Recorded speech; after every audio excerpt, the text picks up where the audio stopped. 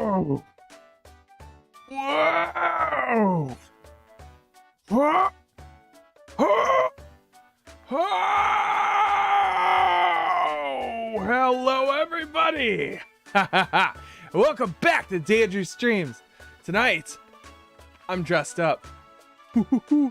That's right. Last weekend I didn't stream because it was Anime Central time. I was at a convention dressed as Harry Dubois, Lieutenant W. Frieder, Harrier Dubois, our boy.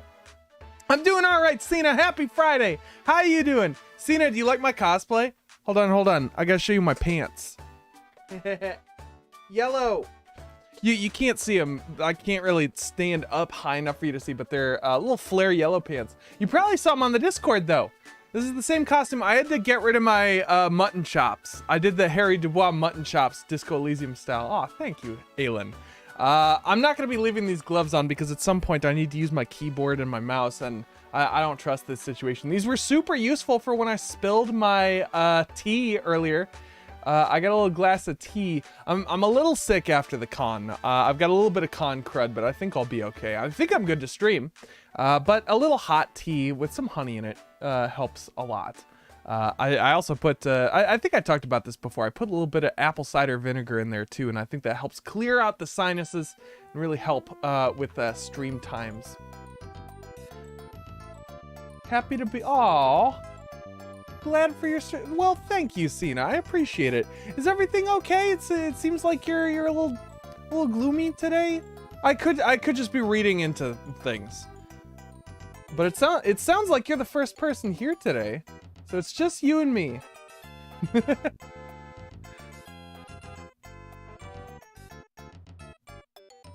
Oh no, unfortunately not. Wait, does that mean you are down in the dumps? Oh, well, maybe it is gonna get better. Hopefully it will. I'm hoping more people show up, but I know it's been a week. It's always scary when I take a break for a week and I come back, and I don't know who's gonna show up. Oh shit, Tori! Coming in hot with that sub. Tori, look at my gloves. Oh, can you hear the little noises they make?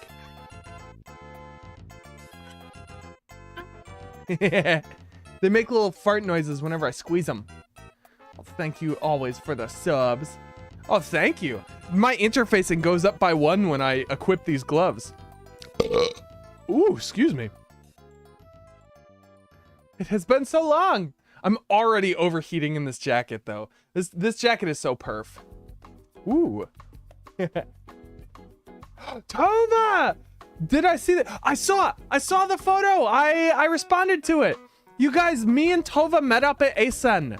Tova, your room is so well put together. Literally, like, me, Melissa, and Connor talked about it afterwards. We had a big, long chat, just like, damn, they know what they're doing. We should be taking notes. We should be stealing all of these ideas. They have bacon. They have delicious foods. I think, yeah, you had eggs. Like, we're making oatmeal and we've got granola bars. We're fucking foraging. Like, we're hunter-gathering and you guys have agriculture and technology and shit. We need to start learning from y'all because your con experience is vastly different and, dare I say, superior to ours. But oh my god. We do not pay over. You know what? I will say, I'm in a better financial position this year than I have been in any year prior to going to ASEN. So I actually, like, I kind of sultaned it up a little bit. I lived like a sultan that weekend. I was like, you know what? Fuck it. Pizza, burger, fuck it. Should I have done that? Maybe not. Was it fun? Yes. Absolutely yes. It felt like I was on a little vacation. That being said, I think it would have also been great if we could have made our own food. Like making frittatas in the morning, mwah, that'd be fantastic. Cooking up a little something for dinner. Fuck, I could have brought my crock pot. I could have brought my Instant Pot. We could have been having rice. We could have been having like brisket and shit. We could have had a full ass cookout. Wouldn't that have been neat? Connor, hello! Connor, you're here. Tova's in chat. Connor, we were just talking about Tova's hotel room with the sick-ass view and the good-ass food. It's just a good-ass room. Bocce's is the correct ASEAN pizza. That is true. That being said, we had, I don't know if she worked for Domino's, but someone who was staying in the room with us had a hookup, like sick Domino's discounts. We got 2 Domino's pizzas for like $8. It was super, super cheap. Dandra, do you know the series beef? The series beef? No, I don't know that. What is series beef? I support pizza, but also beef. Dandrew, we can get a hotel at the Hyatt next year with the George. Exactly. Yes. George Foreman Grill. I'm talking, I'll bring my Instant Pot. Like, we could be having rice. We could be having all kinds of meals. We could slow cook something. Go walk the floor while some kind of barbecue is slow cooking. Bring Hawaiian rolls. Tell you fucking what. How about this? Brisket. We'll do fucking, like, pulled pork brisket. And, it'll be fucking amazing. A stew! Oh my god, jerk chicken. See, this is what I'm talking about. Tova is on some next level con shit. We need to be taking fucking notes. So important. But right? Also, Connor, it sounds like you're in next year. And everyone had a blast hanging out with you. So, sounds like we're adding you to the room. I'll run it past the others. We might have to get a bigger room though. I don't know. We'll see. I don't know if we have enough people to support getting the next room up, so we might have to get a little more snuggly. That being said, my air mattress is a queen, and I am not above doing a little snuggling. It's just almost everyone in our room is married at this point, so snuggling is discouraged. See, but Tova, that's what I'm talking about. 6 in connecting rooms. Well, hold up. Yeah, well, with Connor, we would have 6. I think connecting rooms is the way to go. But then I think that's got to be more than 200 per person for the room then, right? I mean, I don't want to talk cash on stream here, but in terms of pure cost, staying at the Hyatt, 6 people with a connecting room, that's probably like, what is that, like 400 a person? Wasn't even really an accident, more like an almost accident. Oh, wait, hold on, I missed some stuff. Okay, imagine Tom and Jerry, but as human adults and a bit more life drama. Okay. Basically, 2 people had a road accident and got so salty over it that they tried to constantly get revenge on each other. Oh, that's funny. I mean, it wasn't even really an accident, more like an almost accident. Okay. All right, 325, that's not bad. That's not too bad. Okay, all right. And I feel like that's about par anyway for what we'd be paying for a 1-room split multiple ways. So we're not saving that much more money.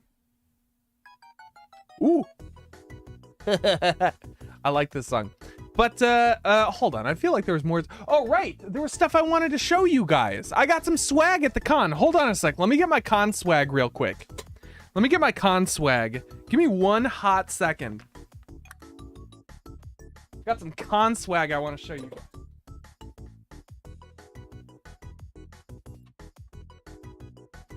Oh, my room's a mess. I still need to clean. Oh my god. Be cheered. Okay. I got the swag I wanted to show off. I found the swag I wanted to show off.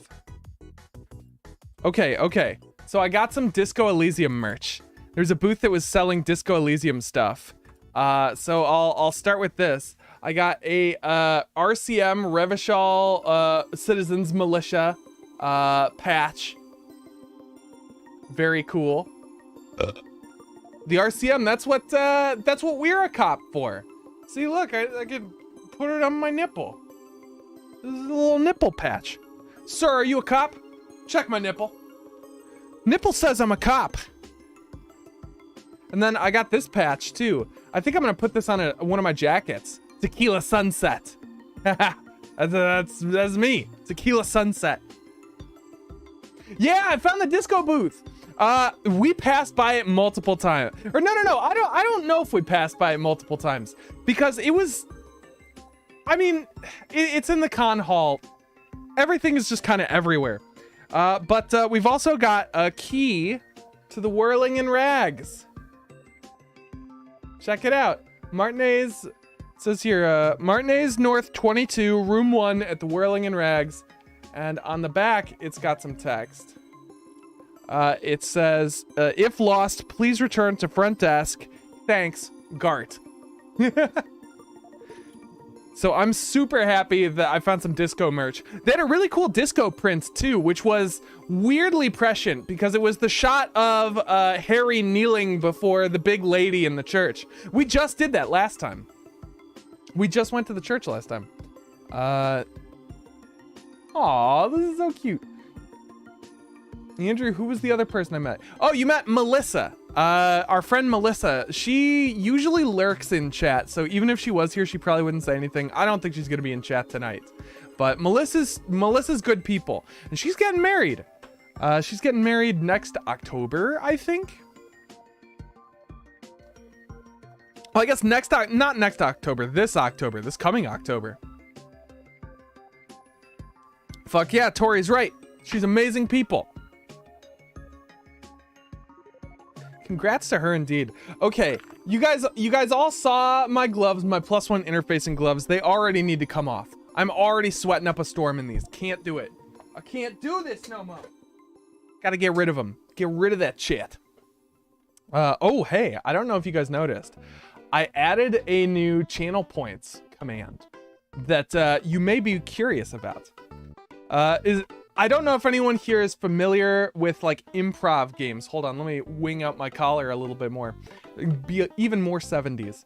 But I added a little improv game that we can play together. It's called Don't Get Me Started. And the idea of the game is somebody pays channel points to suggest a topic that I have to complain about for 1.5 minutes. And if I pause for, I don't know, a couple seconds, I lose. But obviously, since I'm in control of the stream, you know, I don't know what the penalty would be. What's a good penalty for losing, do you guys think? Bread. Oh, already. Okay. I have to complain about bread. Hold on, I need a moment to get in character. All right. I'm gonna hit the command. We're gonna complain about bread, starting now. Don't get me started about bread, okay? There's a lot to hate about that nasty carbohydrate. It comes in disgusting looking loaves. You know what else comes in loaves? Shit. I'm talking turds that plop into the turlet. That's what I think about when I think of bread. I think of turds plopping in the toilet. Another thing about bread, so many people are intolerant of it, of glutens, which bread is full of, by the way. It is absolutely packed full of those nasty fucking glutens. So when you eat the bread, it gives you the diarrhea. Not a pleasant experience for anybody, let me tell you. Also crust, disgusting. Most people get that shit carved off, but it is a pain in the ass to carve off those nasty little crusts. It takes time, it takes effort. Who has that? Not I, not in this economy. So I propose we destroy all bread and just get rid of it. People say that sliced bread was the greatest invention since sliced bread. That is a tautology and doesn't make any sense. What I propose is that we take all of the remaining bread loaves and launch them into the sun and just destroy them. Bread is a horrible, nasty little thing. It just soaks up grime and shit. I hate it.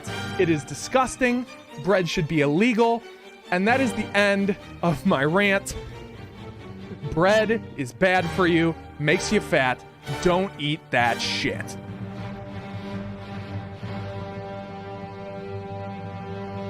Okay, I stopped at the end because I just wanted to hear the music stop. How'd I do, you guys? Oh, yeah, share the basic setup. Hashtag stop the bread hype. It's not what the law intended. You're launching loaves into space now. Yes, I've convinced one person to launch bread loaves into space. Hashtag bread is over. It's so over, Dan fam. Bread is over. Canceled. Right here, right now. You saw it on stream. Ooh, I like that. If I don't go for the full time, then I have to tweet about it. Oh shit. I have to don't get me started about Kim. Okay. Don't get me started about Kim.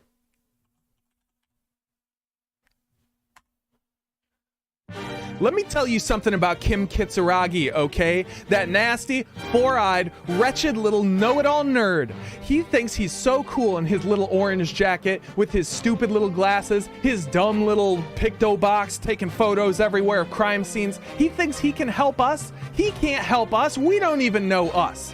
And then he fucking makes fun of us for not having our memories, not remembering how to be a cop. His ass remembers how to be a cop because he doesn't drink or smoke or do drugs or party at all. In fact, I would go so far as to say that Kim Kitsuragi is boring and lame and a nerd. Again, I cannot stress this enough. He's got big, boring nerd glasses because he's a nasty little nerd man. He thinks his car is so cool. It isn't. It isn't that cool. First of all, walking is good exercise. Running is even better exercise. And that's how we get around. We don't need four wheels to propel ourselves from place to place in a timely manner. We sprint there. We do as our ancestors did, and we use our legs. I think that Kim Kitsuragi is hiding a terrible secret, and that is that he can't run very fast. He is so over-reliant on his automobile, which he is too proud of, by the way, that he cannot get places by using his legs. I think that this disqualifies him from being a police officer. He should be stripped of his rank and removed from the force forthwith. Signed, Lieutenant W. Frieder, Harrier Dubois, aka me, aka Tequila Sunset. The end.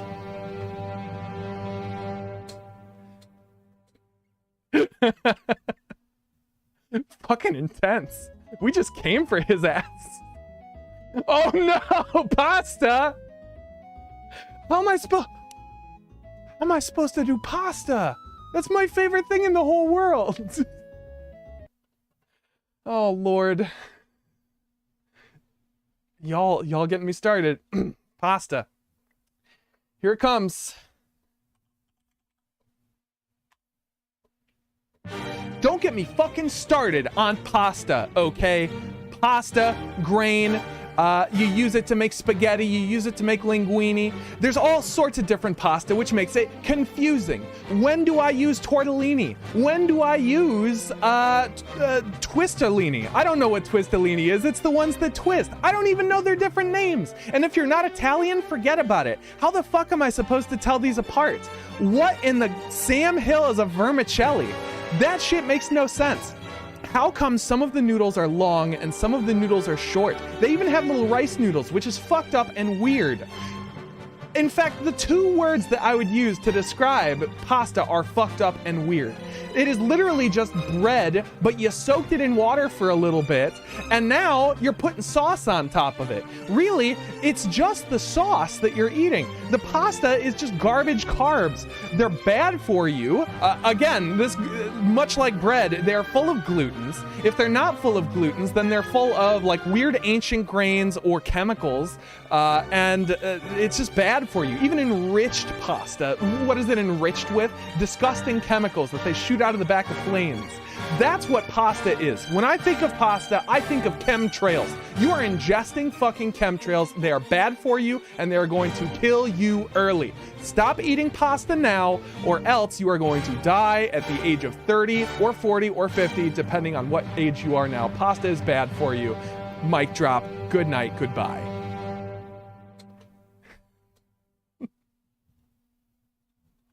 That was a reach. That was a reach. I couldn't dunk on pasta. Oh, I love hate rant. I'm different now. I'm out here changing minds. See, this is my superpower. I can complain about anything, even the things I love the most. Although, man, that was tough. I was really reaching for that pasta stuff. The chemtrail stuff was straight up false.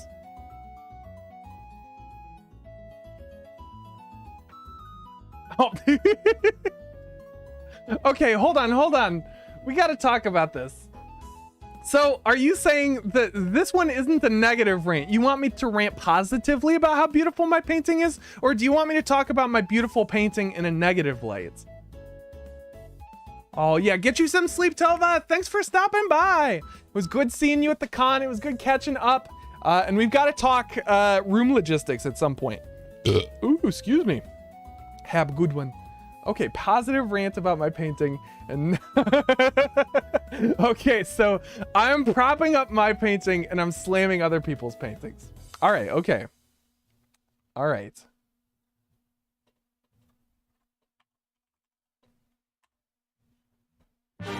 All right, nerds, we're gonna talk right now about how beautiful my painting is and how nasty and disgusting your fucking paintings are. My painting is gorgeous. I employed chiaroscuro shading techniques and colors the likes of which you've never seen in your life. Your paintings don't have shading at all because you're second graders who don't understand how the world works and how light and shadow interact with each other. And also you use basic primary colors like a fucking Boy Scout. Disgusting. Have you tried mixing two colors before, or are you just using the acrylics straight out the tubes like fucking dipshits? My painting is masterful. It shows an absolute mastery of the craft. I'm using perspective in ways that no one's understood yet. It'll take them decades to reverse engineer and dissect what I've created so that they can make their own craft better. Your paintings, on the other hand, are so reductive, so reliant on the techniques that have already been invented that I was bored to death even looking at them. I literally died and had a funeral for myself because they were so fucking boring. I flatlined. My pulse stopped looking at your sick ass paintings. And I mean sick in a bad way. My paintings were sick in a good way, like a kickflip or an ollie. My paintings are like skateboarding, but for painting. Your paintings are like vomiting for vomiting. I hate your paintings, but my paintings are great, and everyone in the whole world agrees, except maybe you, but I think even you have seen your paintings and know that they suck and that mine are better.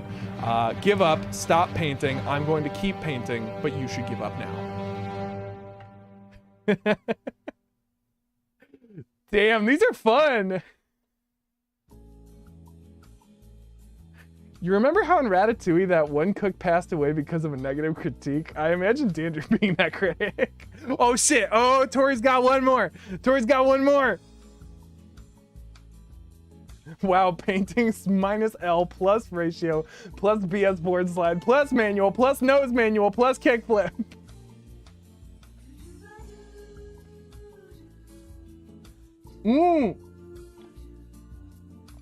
Okay, Sims 2 conspiracy theories. So am I putting the conspiracy theories on blast? I think that's what we want. Sims 2 conspiracy theories on blast. Okay, minute and a half. Let's see if I can do this for a minute and a half. Oh, I get. Do you guys want to pick specific Sims 2 conspiracy theories? Connor, it sounds like you've got some in mind. Here. I'll give you guys a second to consolidate your conspiracy theories while I continue to enjoy my tea.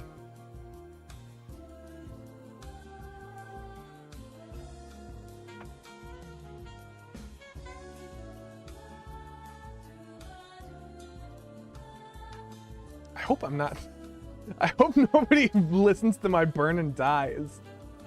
All right, I think we're ready to go. I think we're ready to start this one. Okay. All right. Let me get ready. Is it true that if you turn off your computer and turn it back on quickly, you can get 10,000 real dollars? All right, morons, I'm coming for the Sims 2 conspiracy theorists this time because you are all fucking wrong. You think that if you zoom in on the hot air balloon over Pleasant View that you can see Bella Goth. That's insane. It is just some woman in a red dress with black hair. There's no way to confirm because the pixels are so small that no matter how far you zoom in, there's not enough resolution to confirm that. And yes, you can find Bella Goth in Strangerville, but I think that was a mistake from the coders. It is a silly little Easter egg, and it doesn't mean anything that she doesn't have any memories, even though Mortimer Goth in Pleasant View remembers her. You think that she was abducted by aliens? This is ridiculous. Obviously, that's not true. You also think that if you turn off your computer and turn it back on again quickly while The Sims 2 is running, that you can get 10,000 real dollars. That is an absurd theory. How is that even going to work? Where would your computer print the money from? It doesn't have a little printer inside. That is absurd. On top of all of this, you think that it is possible in The Sims 2 to unlock some kind of secret screenshots of the developers by going into a menu that you can't find. It doesn't exist. Isn't real. Just stop. Stop. You're making fools of yourselves. This game is ancient. We need to move on, and none of these conspiracy theories are real. Belagoth, while in the game, doesn't have any major significance, and the Goth family is just a callback to The Sims 1. Again, you are children shitting your diapers. None of these conspiracy theories matter, and you should give up. Yesterday would have been preferable, but today's a better time. Got him. Yes, that's right. You print it out from your Game Boy Connect printer. Okay. I think we need to play a video game now, right?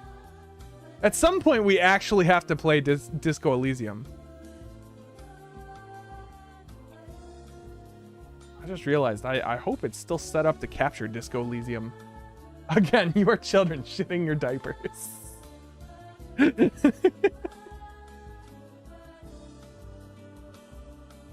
Oh, thank you, Cena. Kaido, you're a non-trashing man. Oh, what makes you a non-trashing man? Also, hello, Kaido. Happy Friday. I hope your Friday is garbage-free and as lovely as mine. I'm having a great Friday so far.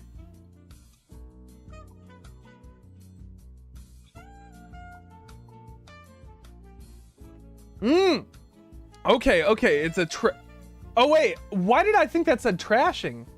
No, that says training. I thought that said trashing for some reason. I'm sorry. Why did I think that was an S? Just dropping in to say hi before I go. Oh, you're watching all the Which John Wick are you on so far? Have you seen the first 3? I haven't seen John Wick 4 yet, but I've already gotten spoiled for the ending. Maybe you need to get started on your reading abilities.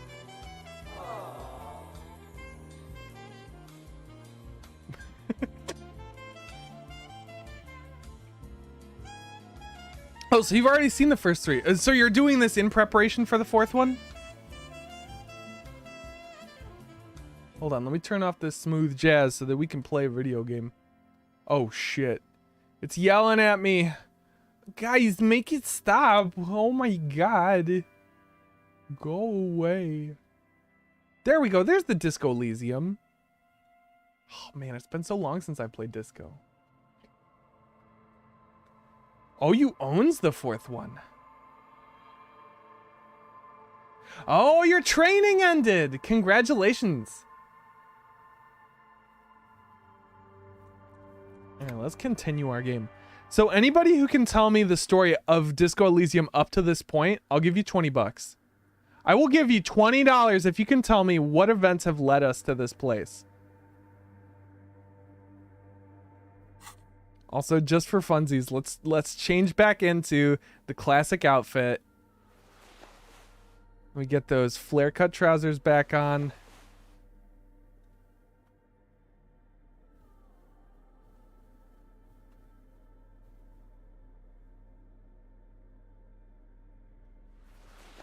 Wait, why did we take off the horrific necktie? What are we wearing right now? That's bullshit. We should never be without our tie.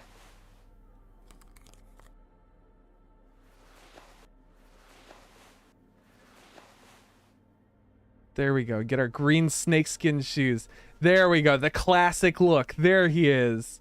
There's our boy. How are we going to print the money? You have to have your Game Boy printer hooked up to your computer.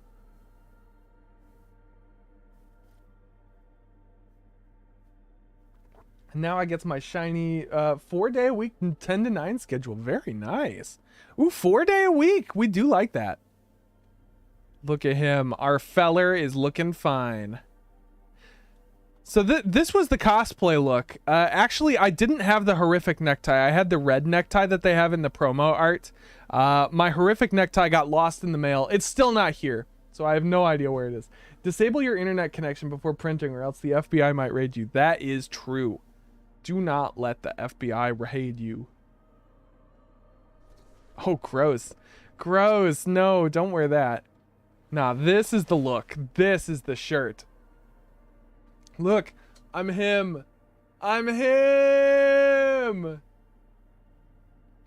I just realized his pants are definitely more... Okay, this is confusing though, because in the icon art, these pants look yellow.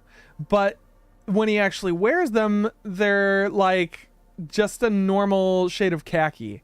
So I went with full yellow. Here, I went with yellow pants. Because they look like the icon, right? The guy, Disco, is trying to find his way into Elysium, the perfect city, by solving crimes and stuff. There are drugs involved too. Honestly, close enough. You nailed it. You get the 20. Okay, but we do need the RCM patrol outfit. So now, all right, now we are actually putting on outfits that give us stats. Oh, this gives us logic, but minuses our perception. I don't like that. This gives us Inland Empire and Volition. Our current tie gives us just Inland Empire. So the 8-eyed Terratorn tie is better than the necktie, but I want the necktie equipped at all times, basically. These give us half light, but these give us interfacing. I'd rather have the half light on. Let's see. What pants were we wearing? I think we were wearing the +1 composure. I don't know what +1 to Kingdom of Conscience even means. I think that's just nonsense. What shoes were we wearing before? I think we were wearing these. Yeah, we were wearing the boots because the boots give us +1 to perception. Mega Beano's prescription lenses. +2 to encyclopedia. I think we were wearing these because they give us +1 visual calc. But the oversized superstar sunglasses give us +1 savoir faire, -1 visual calc. Oh, look at these. These are pretty good. We gotta customize our loadout. The mesh... No, not the mesh tank top. We were wearing the white tank top before because it gave us +1 physical instrument. Let me see. Is there anything else we can or should be wearing? Oh, no. We were wearing these because they gave us +1 empathy. But I don't think we need +1 empathy right now. All right. I think we're good to go.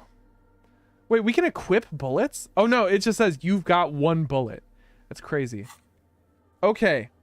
So now to give you guys an actual rundown of the plot and what was happening.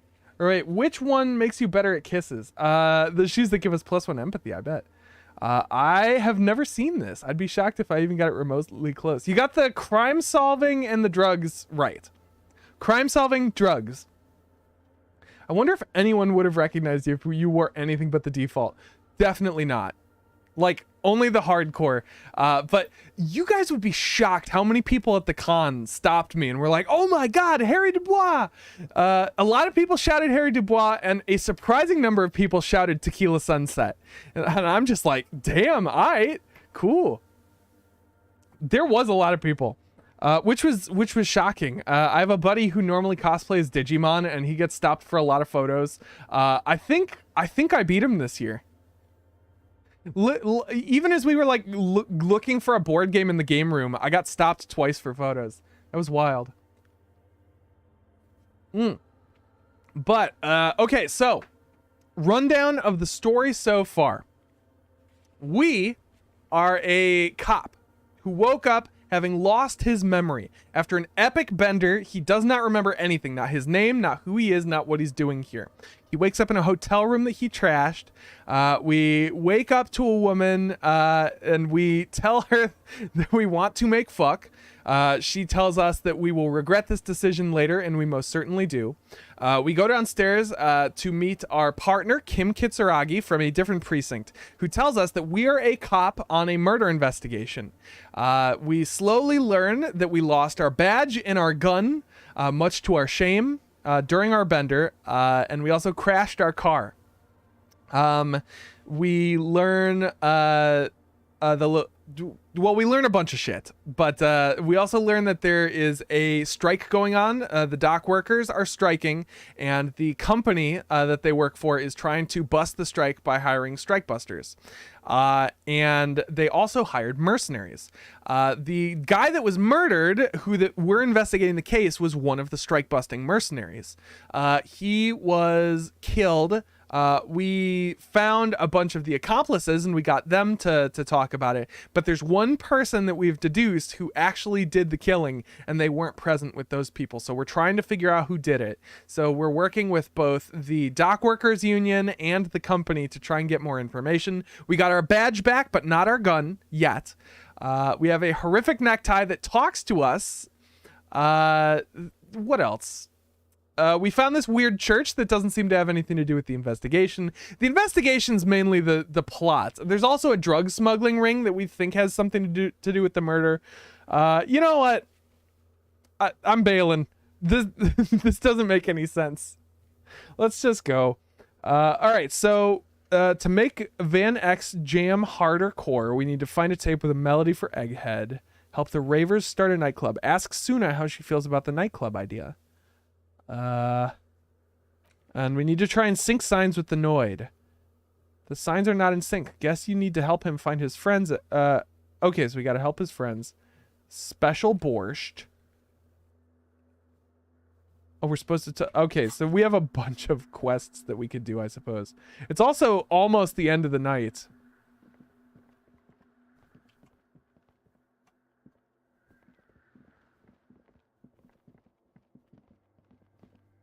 Okay, so I think we did everything that we were supposed to in this church here, so let's leave. Oh, Sina once went to a con with a friend, and he's a streamer, and I wasn't, and I didn't even head a cosplay, but someone came up to us and asked me for a photo. Aw. Is this the game where it's like a political test? Yeah, kind of.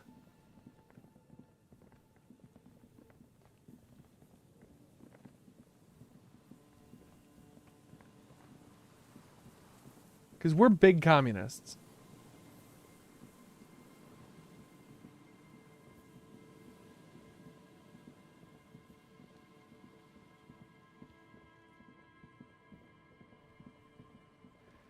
Oh my god, it's so late. 21:32. That's like past midnight, right? Poor Kim. He's up way past his bedtime.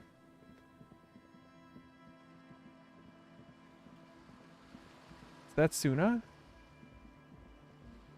The shaggy-haired girl. Oh no, that's a cell. On the sea ice. She looks up as you approach. So you talked to my associates, right?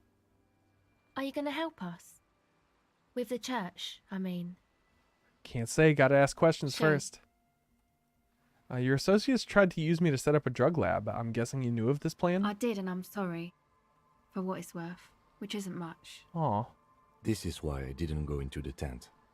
Typical delinquency. The lieutenant looks at the ocean, squinting his eyes. You don't get to choose your posse, they choose you. Mine are idiots, but they're mine. I tried to talk Andre out of it. I even tried not to lie to you. Indeed. She merely tried to omit the truth instead. Instead, you opted to omit the truth. It's the same thing. Should have tried harder. Misleading a cop is no joke. I don't care. I'm loco. I just wanted to know you to know that I know about the plan. Oh, man. Oh, instead you opted to omit the truth. It's the same thing. I don't want to say I don't care because Kim's here. I'm going to say the first one. Instead, you opted to omit the truth. It's the same thing. But I knew you'd see through their plan too. I'm not an idiot. I should have been able to control them. And I will in the future. I promise. Really? May I ask? What did you tell them? That I'm going to decide after I've looked into the church situation. Oh, right. That's wise. Take your time. I guess I'd like to know more about your My associates. associates? I haven't got much to say about them. She blows on her chilled fingers.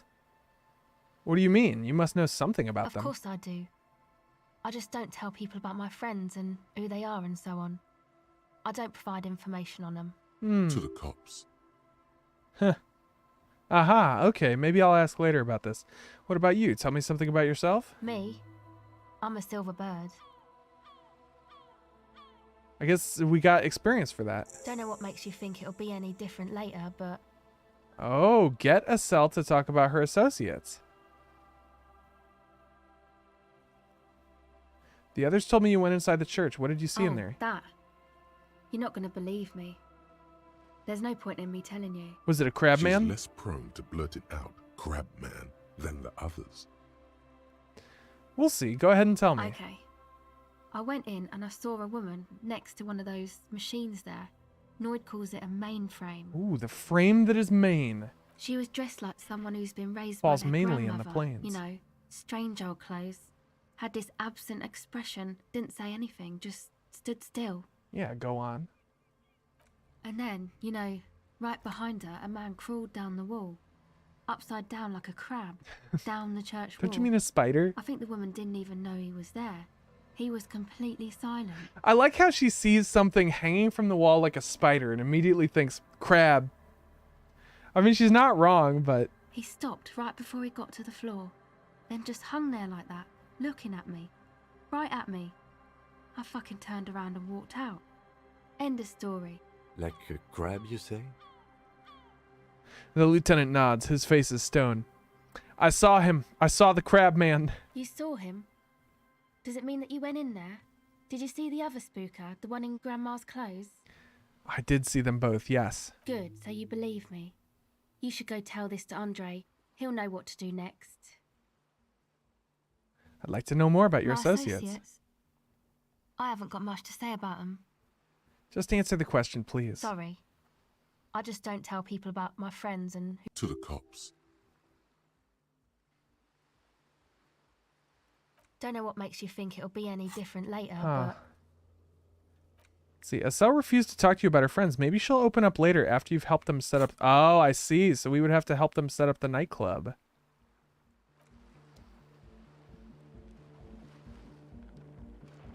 Okay, so it's 21:42. I think we have enough time to talk to them one more time. And then we've probably got to go to bed. Hi again. So, how are things going?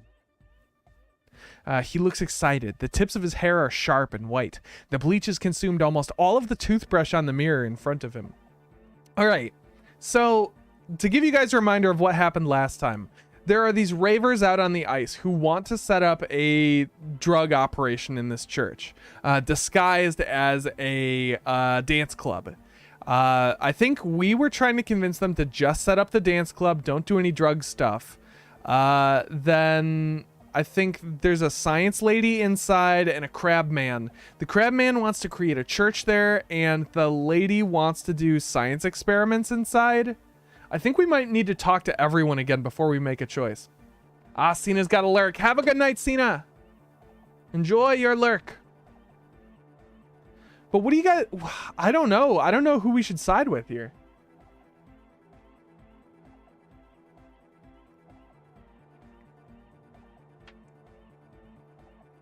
I wonder, let me see here.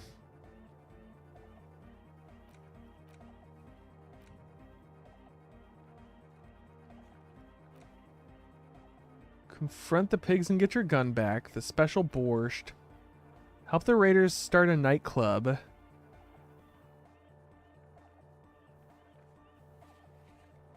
Did we not? Let me see. Oh shit, we can still, so we can call Alice back. Oh, we forgot, sometime after 2100. Oh, so we can still do that one.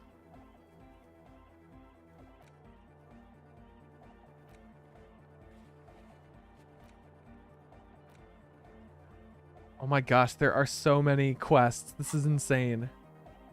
All right, I'm just going to say about the church. I checked it out. What happened? I talked to the crab man. Oh, man. Who is he? What did you think? Seemed okay, to be honest. Very spiritual. He gave me this odd lecture on alcoholism before rambling on and on about mother's love. You're right, he's a true narcomaniac. And the way he climbs, it was terrifying. Yeah, he gave me this odd lecture on alcoholism. Really? Huh. Interesting. What's he doing in the church? There's something sinister going on under the building's roof. I think he's getting high or something. Just preaching and praying from the looks of it. Matter. Is he going to be a problem? The paranoid young man mumbles gruffly. Yeah, Noid is right. Let's get back to the point. What are we going to do about him? These guys will never catch him. You will never catch him. There's nothing to do. Of course he's a problem. He's a crab man. He keeps himself physically active, thinks spiritual thoughts, and doesn't drink. Who am I to evict such a person? As far as I can tell, he's not going to leave. He'll climb around up there, and guys, you'll never catch him. Actually, he told me he wouldn't mind the nightclub at all. I don't know, man. Doesn't it feel like a major hindrance to you? A spooky guy climbing around when all the guests are trying to have nice, friendly hyper time? Don't worry, I don't think he really gives a damn about you or anyone else. I guess it's not a massive problem, now that I think of it. You'll just have to learn to live with the crab man in harmony. Everyone is welcome to dance till the morning light. Yeah! Hell yeah, Egghead. Maybe. I guess we'll figure something out. Okay, but what about the other spooker? The one in Grandma's clothes? Did you see her? I was using the mainframe when Suna, the former lead programmer of Fortress Accident, appeared. Programmer? That's odd. What was she like? Did you ask her about the nightclub? I was so intimidated I didn't dare to ask her. Come on, man. You've got to talk to her for us. He attempts to conceal his disappointment. Report back to me when you've done so, all right? We're counting on you. Goodbye, officer. Goodbye, officer. Okay, so we might have to come back here. We'll come back later. For now, I think we need to go back to the Whirling in Rags. Or at least the area behind the Whirling in Rags to go to that apartment building because we were supposed to meet with somebody there.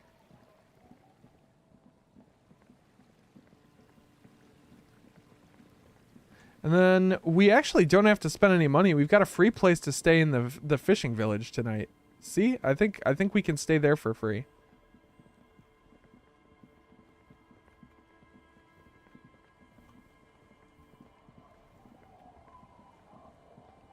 Oh, did we go the right way? I might be getting us lost. No, we went the right way because there's our crashed car. There's the tracks that the crashed car left.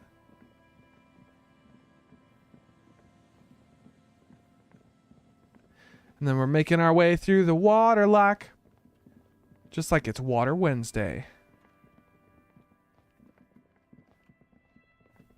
Oh, we noticed something. Scribbled between the thighs of a page 3 girl. L'orange du disco. Disco. Ooh. See, it's like midnight, so we probably shouldn't call dispatch.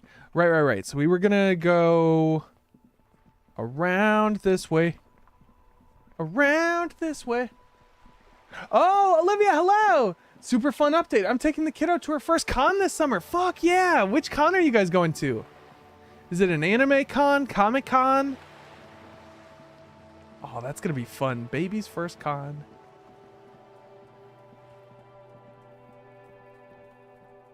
Also, hello, Olivia. Happy Friday. I'm guessing we missed the meeting.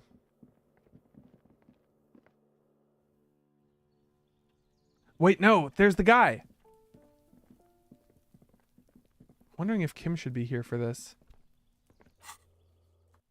Yeah, I think we should be good. Let's talk to our buddy. Gendarmerie, you found me. The young man on the balcony gives you a bright smile before taking another drag from his cigarette. His slender figure is backlit by city lights, its distant streets and motorways flashing like diamonds. It feels like a Friday. He seems to be in a good mood tonight. We got your hint. Found the key right under that stone. Beautiful. He replies, smiling. As he looks at you, something sparkles in his eyes. So tell me, are you here to make things right again? Honestly, I'm just trying not to screw anything up. That's what I'm aiming for, yes. Let's see. I'm not going to make things just right. I'm going to make them spectacular. I was hoping to talk to a possible witness. Your balcony overlooks the murder scene. That's what I'm aiming for, yes. Beautiful. He says again. A nearby street lamp casts shadows on his chin, drawing out the slender cheekbones. I have some good news for you. My Sunday friend is visiting me tonight. I told him about you and he'd like to say hello. Step in. He's already waiting. He nods towards door number 28. By the way, I'm really digging the view here. Is it Friday tonight? It feels like Friday. Why would I want to meet your friend? Is it Friday tonight? It feels like does feel Friday. like the end of the week. It's so magical. The white falling against the black. Aw. By the way, I'm really digging the view Mhm. here. That's why I chose this place. He looks away. Mayonnaise is special, isn't it? He looks away, his cigarette end glowing in the dark. Wait. Suddenly you are digging things? The lieutenant whispers to you, shaking his head. Why would I want to meet your Trust friend? me. You do. All right, I guess I want to meet your friend. Very well, I'll talk to him. But first, I want to talk to you. I have so many That's questions. nice, but I don't have anything to tell you. It's my friend you're looking for, not me. He takes another drag of his unfiltered cigarette and looks around. It's getting dark and the neighboring windows have lit up one by one. Downstairs, a cat crosses the yard, disappearing into the bush. Besides, I've got to run. He's going to leave you alone again. That's sad. But I just found you again. Just look at it. It's a beautiful night. Who's going to stay in on a night like this? He gestures towards distant motorways, all leading to Golden La Delta. Only if you promise that we'll talk again. It's important. Something flutters in the corner of the lieutenant's mouth as you're saying those words. It's laughter. We'll talk. The smoke. Just not tonight. The smoker assures you, brushing his hand through the air. Kim's fucking laughing at us. Take care, all right? Okay, this guy's kind of hot. Literally, that's why I want to talk to him again. I like the way his voice sounds, and I want to hear it more. There's gonna be oh, wait a minute, just a smaller local one. It's a little bit of everything. There's gonna be a cosplay wrestling trash talk competition. Ooh, oh, that's exciting. Oh my gosh, I would love to participate in something like that. Can anybody sign up? How does that work? And he's gone again. Looks like it's becoming a theme for him. There's something so different about him that I just can't put my finger on. He's always leaving. Why is he always leaving, Who Kim? knows, detective? It's a mystery. He says, turning his face away from you. There, he's laughing again. There's something so different about him that I just can't put my finger on. Different, of course. His shirt. Why is his shirt always unbuttoned? His shirt. The lieutenant squints his eyes, trying to hold back laughter. His shirt. His shirt. He's trying to dive deep into the mysteries of his shirt. His shirt. No, I don't know why his shirt is always unbuttoned. His mouth tightens as though trying to hold something back. Come on, detective, let's go. We've got a potential witness to interview. His Sunday friend, remember? He nods at the apartment door before you. Oh my god, this is so funny. Hold on. We unlocked a new thing, I think.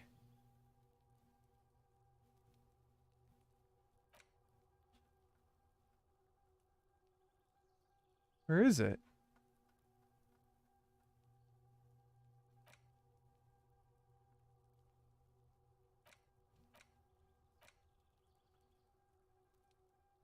I thought we had something.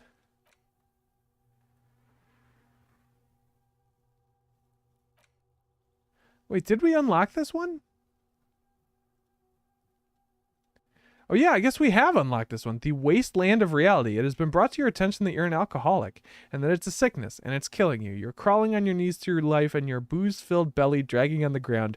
Your brain now fuzzy, now in overdrive. Your hair sticking together with today's cold sweat and yesterday's vomit.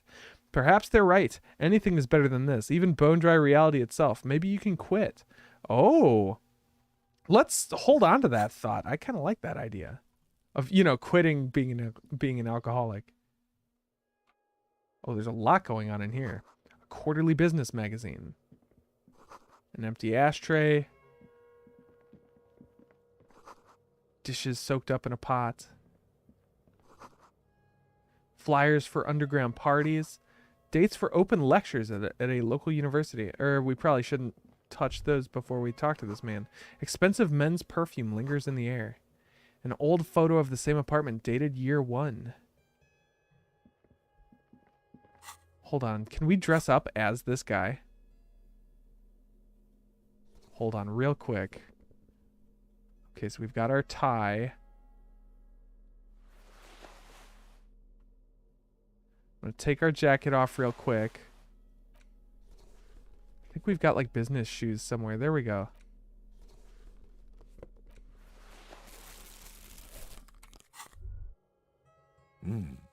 These are some wonderfully regular pants. Oh! Not too tight, not too loose, moderate in every sense. You'll blend right in at some pleasant dinner party. Oops, it's a fashion faux pas. Discard the thought and the pants. I like regular, normal things. I know you do. These inter-Isolari pants are like wearing a perfect compromise in your nether regions. No one will call the moral intern on you like this. That's for sure. Why are we having a conversation with our own brain about this? Ooh, a lip sync battle. Oh, this sounds like super fun.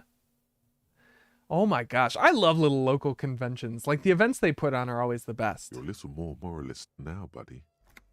A little more normal, even if you didn't want to be.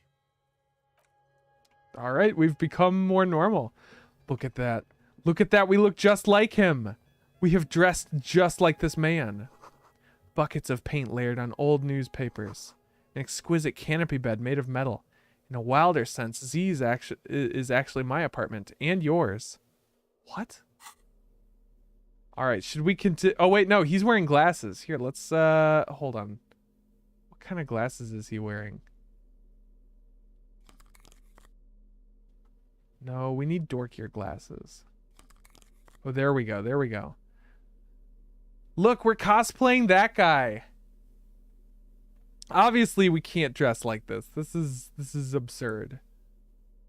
Right? We can't dress like this. The bow tie looks awful. No, where's our horrific necktie? We gotta put the tie back on. Do you think he'll say anything if we dress in his same clothes? I doubt it. I mean, our logic and encyclopedia, everything goes up except for perception. I think it'll be fine. Let's do it. Let's talk to him dressed as him. Officers of the Revachol Citizens Militia. The man in business casual removes his cufflinks.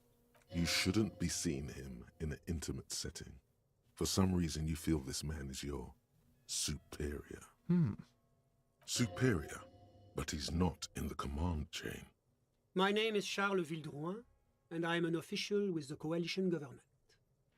I work for the Institute of Price Stabilité on assignment from Sur-la-Clé. Oh, that sounds very official. I don't know what that means, but that sounds very official. I heard you talking to my friend outside. Very good. Super. Super. I am here to assist you in any way possible. Ask me about the hanging. I would love to, Sunday friend. No, first ask an innocuous personal question to get the interview off on the right foot. Yes, make it clear you're the one setting the terms here. Before we go on, I absolutely have to inquire about this wonderful canopy.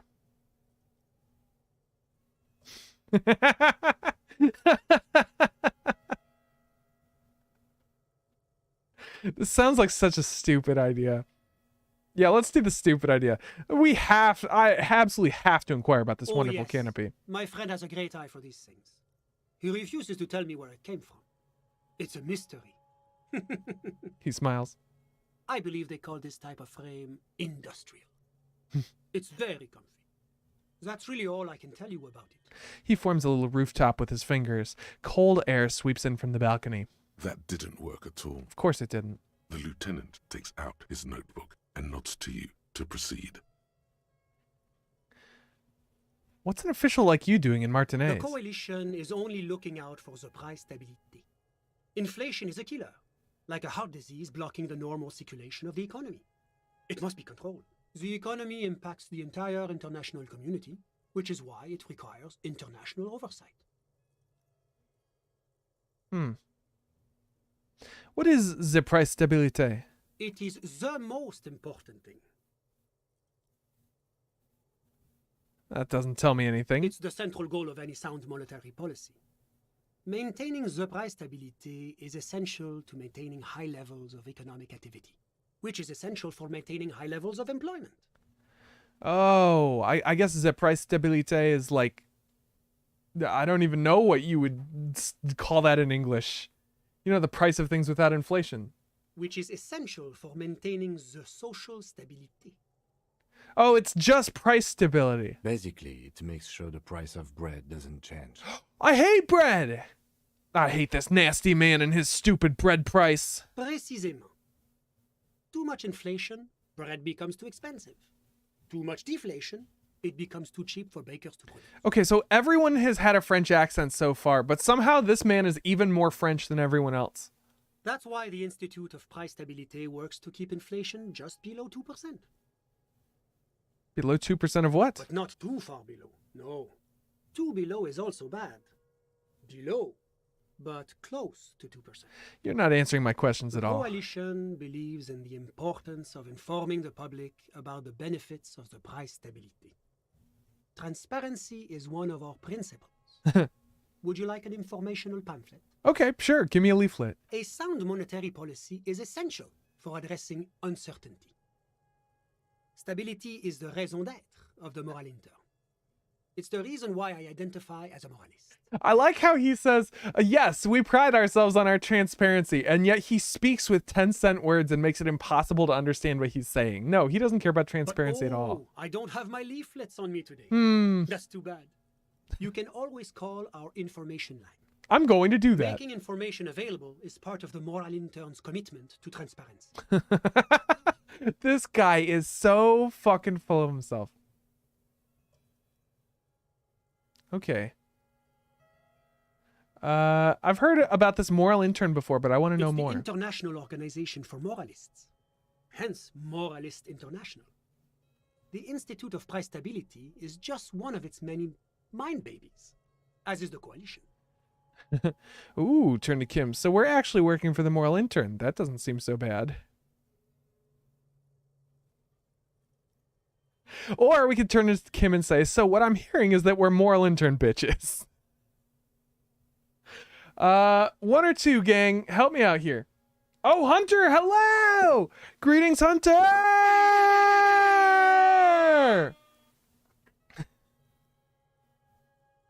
Hunter, how you doing tonight? I'm all out of tea. I'm all out of tea, man. Woo! I hit the mic with my Walter bottle. Everybody Walter up.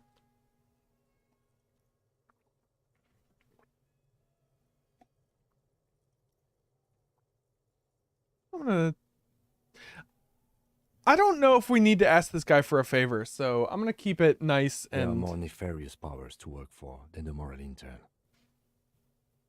Are you a moralist? But of course. Am I a moralist? Well, do you value freedom? Do you believe in a normal, stable world governed by democratic values? Lieutenant, are you a moralist? Me? I'm a lieutenant of the RCM, dedicated to maintaining law and order in Ravachol. A very moralist answer.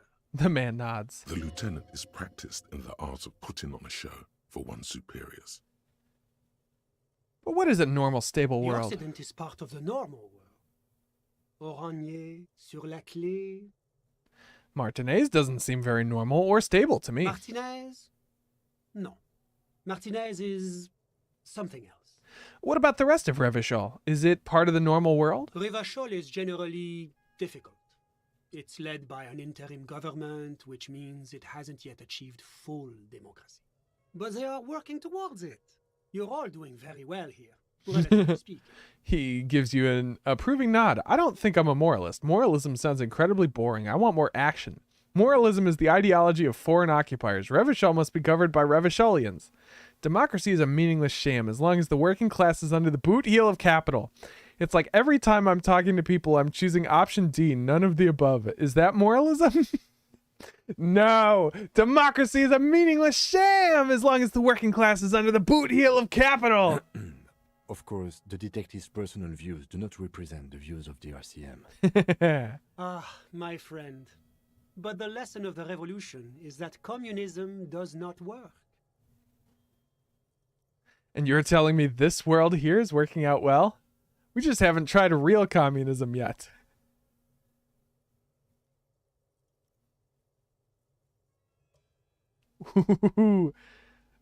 First one. Ah, yes, the unattainable ideal. Never settle for less. Good luck with that, my friend. Now, enough of this delightful political interlude. Was there anything else you wanted to ask? He could tell me about other things. What is the international community? So you're some kind of bureaucrat. Yes, as I said before, I am a commissioner from Sur-la-Clé working for the Institute of Price Stabilité. He glances This at his is watch. one of the main projects of the Moral Inter.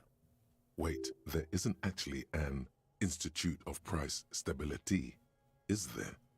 Or maybe there is. God, it's impossible to understand whether someone from the moral intern is joking or not. Okay, but what are you doing here in this apartment? Well, I'm renovating it. It is an interesting project. The building used to be a 12-story skyscraper before the cannons took the top 4 stories off. This, of course, happened when the coalition forces landed here. You could say I'm undoing some of the material damage the international community caused when we arrived here. Okay, well now I've got to ask what the international community is.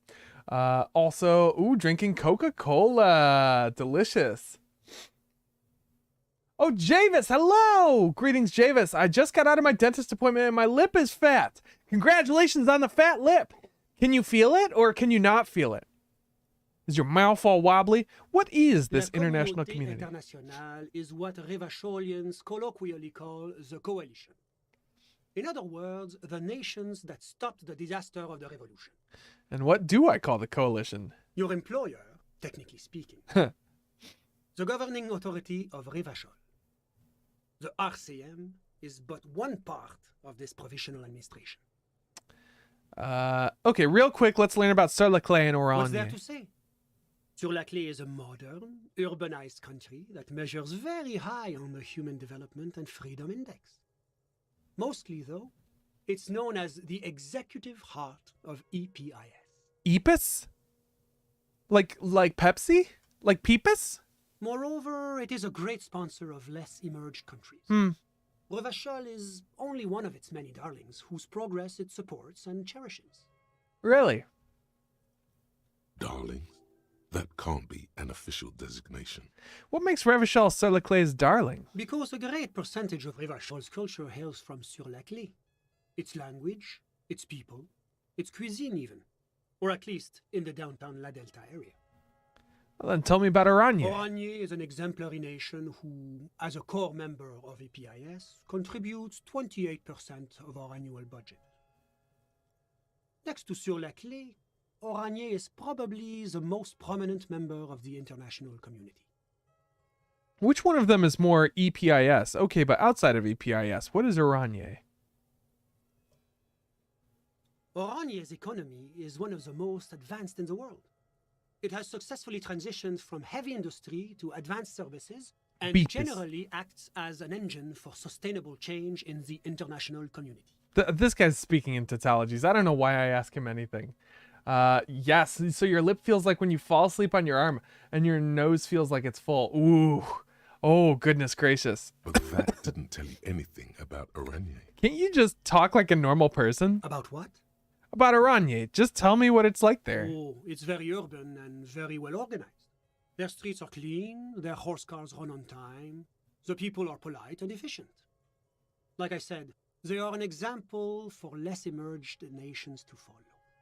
My God, this man has no connection to reality. Enough business. Let's talk about something Whatever else. you wish, officer. So you actually, how about, can you tell me about your friend? Ah, my friend. My friend is a good young man. His family immigrated here from Kedra, and life has not been easy for him. but he understands the importance of education. He has taken his future into his own hands, and that's all that matters.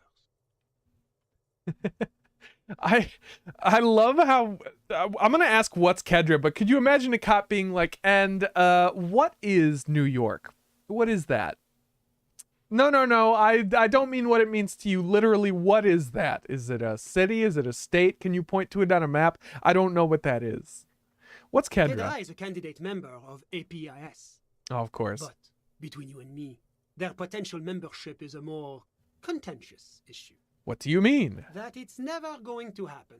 Huh. They entered negotiations in 21, and it's been pending ever since. Oh, it's 2222. Make a wish. But that doesn't tell me anything about Kedra itself. Is it warm there? Cold? Something in between? It's warm. It's also known for its mandarin trees and dust storms from Supramundi. Ah. Kedra's an emerging market, but it still has a long way to go. Maybe that's why my friend's menage decided to emigrate. Oh. See, how did you two become old How did friends? any of us become friends? Bad things happening on the Insulindian Isola? Oil platforms ablaze in the night? Civil wars lasting for years? Finally, the international community is forced to step in. What are you talking about? No one becomes friends that way. Au contraire, it's how millions of people end up where they are, meeting the people they meet. It's how I came here, and my friend too. You still haven't told me who he is. Who? The man throws a quick glance at his watch. Your friend, the smoker on the balcony. We were just talking But I about him. told you, officer. He's a bright young man here to pursue his education. Education is the foundation of our future, especially the arts. It is a cornerstone of our civilization. Fine, but what's his real name? Officer, you have to understand. I can't give you his personal information. I'm sure you have your own methods and databases, right? Please don't put me in this situation. This is so shady. This whole situation is so beyond strange. Good news, I only have one more Oh, you're getting a root canal. Javis, I had a root canal fairly recently. Well, congratulations. You only one more session. It was so rough. It took forever to get an appointment with a root canal doc. And then it was 2 dentist appointments. Or wait, was it 2 or 3 dentist appointments for me? I think it was 2 dentist appointments. I don't think I had to come in for a third. Was it 2 or 3 root dudes? Hell yeah, root dudes!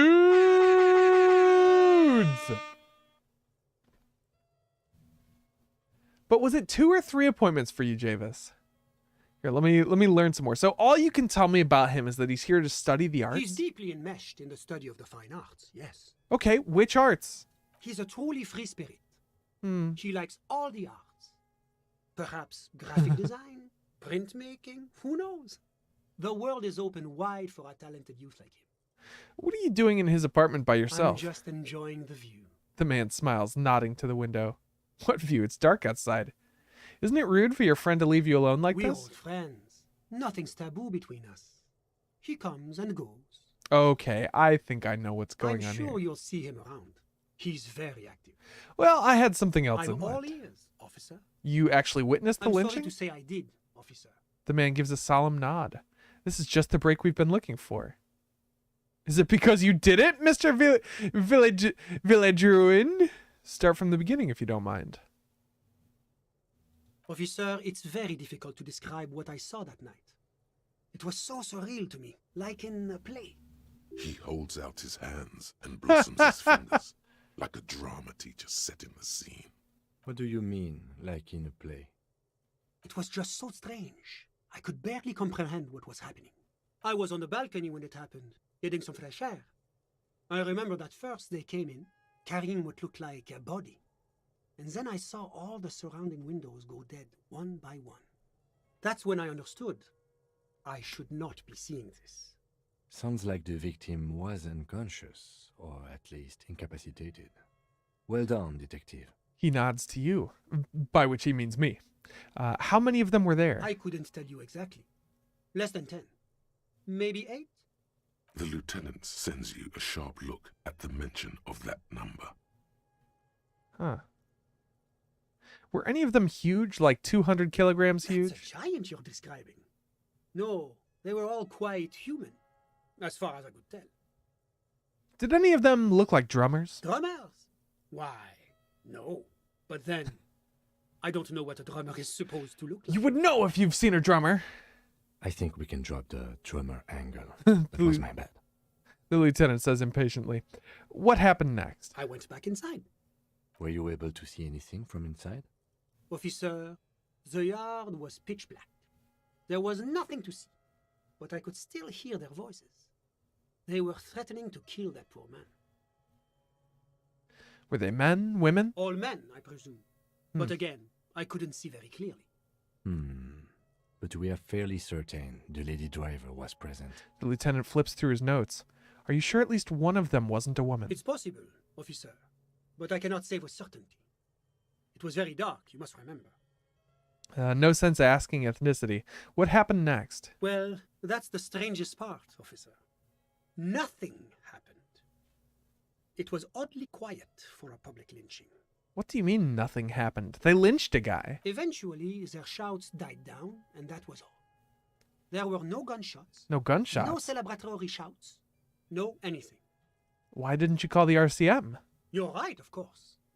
That is what one is supposed to do in such circumstances. I was simply in shock. The man wipes his glasses. I'm afraid I don't have anything else to add. About what time was all this happening, approximately? All I can say is that it was late. You didn't check your watch? My watch. Yes, now I remember. It was 30 minutes past midnight, give or take. He looks at his watch as though noticing it for the first time, even though he has checked it several times during our conversation. Oh, you had 4 appointments, but that was including the endodontist, right? That was it, the root canal doctor. So let me get this straight. You didn't actually witness the hanging itself, did you? No, I didn't see the corpse until the following day. Those are all my questions. Thanks for your time. Of course, anything I can do to assist the RCM. Thanks. I've got all I need. A moment. Oh? Officer. Do you have everything you need from me? I'm afraid we won't have the chance to speak again once you leave.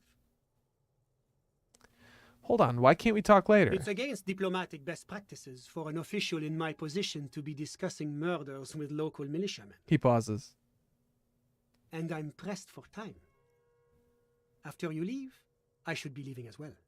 That's not the real reason he's so apprehensive. Men in his position shouldn't be seen loitering around in underprivileged young men's apartments in the middle of the night. I'm not going anywhere. I just want to take a look around this apartment. Sure, go ahead. It's a beautiful space. He glances at his watch. Let me know if you have any further questions. Huh. Ooh, it auto-saved.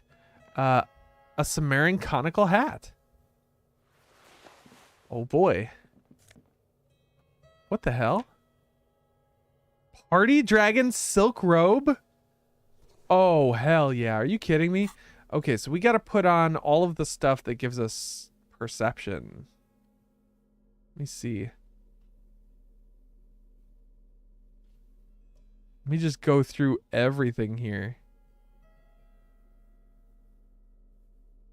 -2 to authority, but I don't know. I kind of want to get our shivers up. Increase our shivers even more.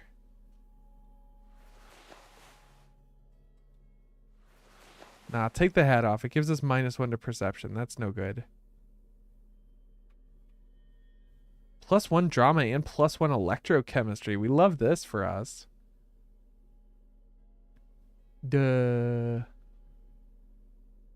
Okay, okay.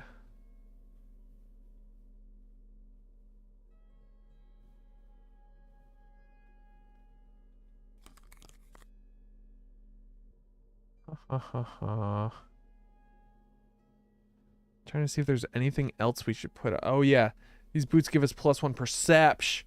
We should get that perception.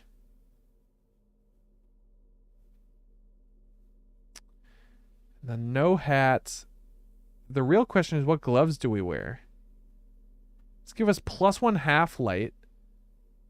Or these give us +1 electrochemistry. Yeah, let's do the half light.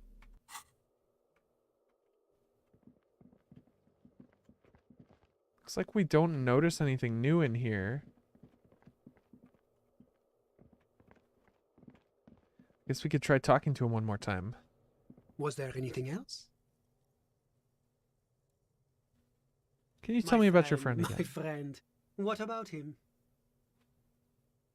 I'm all ears, officer.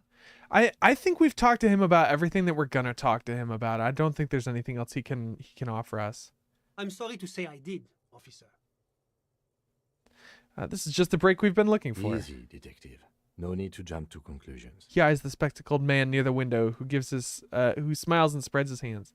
Is it because you did it, Mr. Villageruin? Because I did it? Don't jerk my chain, paper jockey. You did it, didn't you? My apologies. I misspoke. I mean, what did you see? Officer, it's very difficult to describe what I saw that night. He holds out his... What do you mean? It was just I was on Okay, the so back, we've that's already when I heard lost it. this. We've already heard I was this. back inside. Oh, shit. Wait, but Officer, they are... What I ethnicity believe were they they? mostly white, though I believe I saw 2 Aeropagites among them. So he And I knows am quite exactly certain what one ethnicities spoke they with a were. Basque accent. Okay, what happened Well, next? that's the strangest. Eventually, their shouts died down. I'm afraid I don't have any... about what time was all? All I can... My watch. No, I didn't... It seems this. I think we. Of course. Anything I can... Oh wait, do that to was assist new. us. Okay, so Kim said this isn't the break you were hoping Of for. course. I'm sorry I couldn't be... All right, I think that's it. I think okay, so technically 5 because for some reason I was feeling things even after the nerves were cleaned out, which was strange. So I just had a tooth filling. Ah, okay, I see. Yeah, you're definitely not supposed to be able to feel things after that. Yeah, I think we have spoken to this guy as much as we're going to. We get -2 authority with this. That's rough. We're sitting on a -2 to authority with this t-shirt on, but it gives us +1 to shivers, +1 physical instrument. Wait a minute, don't we have a shirt that functions similarly to that? Yeah, the white tank top gives us +1 shivers and it doesn't lose us.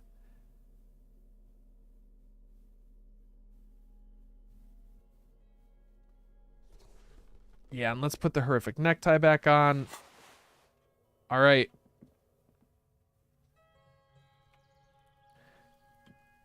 I think that's it. For this night, at least. Okay, so we're going to head down the stairs, head back to the hotel, or, well, we're not going to go to the hotel room because we don't want to pay for a hotel room.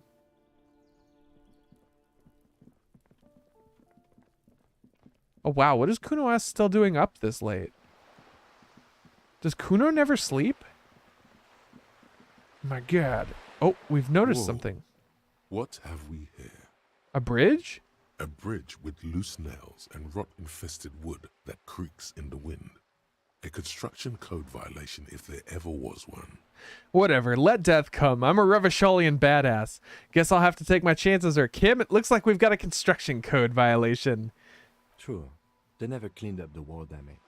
The rest of Revachol looks better, though. But Lieutenant, think about the splinters. The bridge is fine enough. Locals use it all the time, after all. It's nothing to worry about. He adjusts his Shall we? glasses. No, Kim! How could you allow this code violation to persist?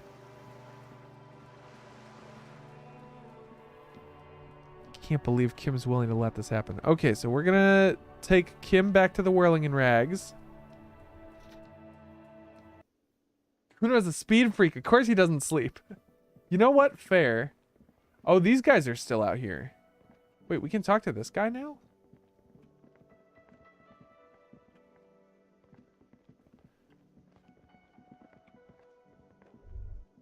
Wait. This feels right. You belong here. Yes, up on the stage. Hold on a sec. How much drama can we get? Oh my God.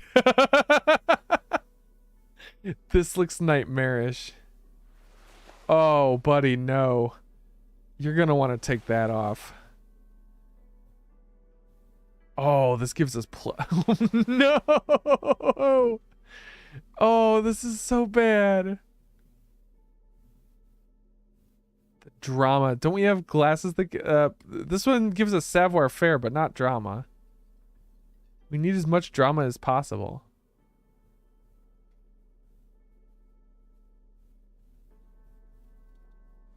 Oh, there we go. Yes.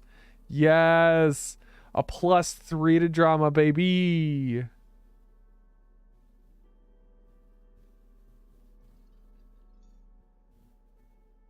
Really? None of our glasses give us drama, huh?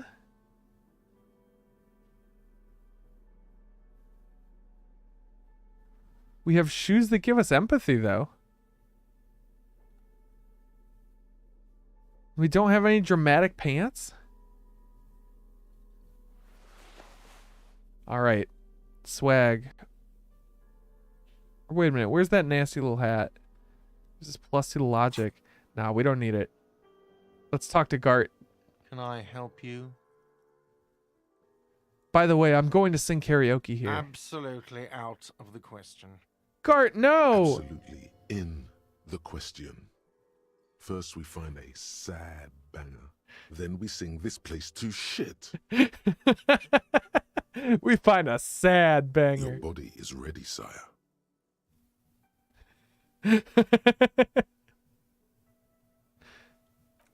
Wait, I thought we found a sad song. Hold on, let's check our quests. Let's see, sing karaoke. Oh shit, alright, so we still need to find a copy of our sad song. Alright, I do like our new outfit though. Alright, let's get Kim to his room. Or wait, hold on, we can there are a couple little quests we can do. Oh, we need to talk to the gentleman. Oh no. Is now the time? Do we talk to them?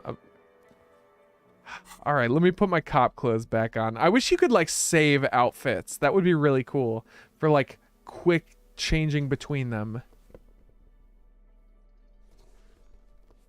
Wait, no, not this jacket. We need our big jacket. Horrific necktie back. Let's get our business boots. Oh, we're still wearing our business boots. All right, okay. I think we're looking good. I think this is the outfit. Wait. Our glasses.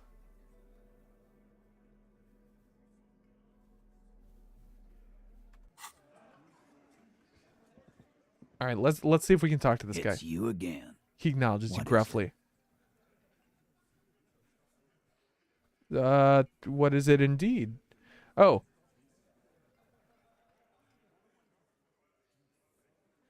We definitely shouldn't talk about the witness because he didn't actually witness it.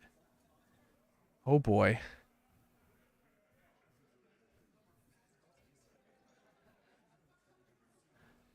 I want to talk about the Again. hanging again. Just get the dead guy's autograph, since you're his biggest fan. Good one, Titus. A burst of laughter in the room. The little guy is the loudest.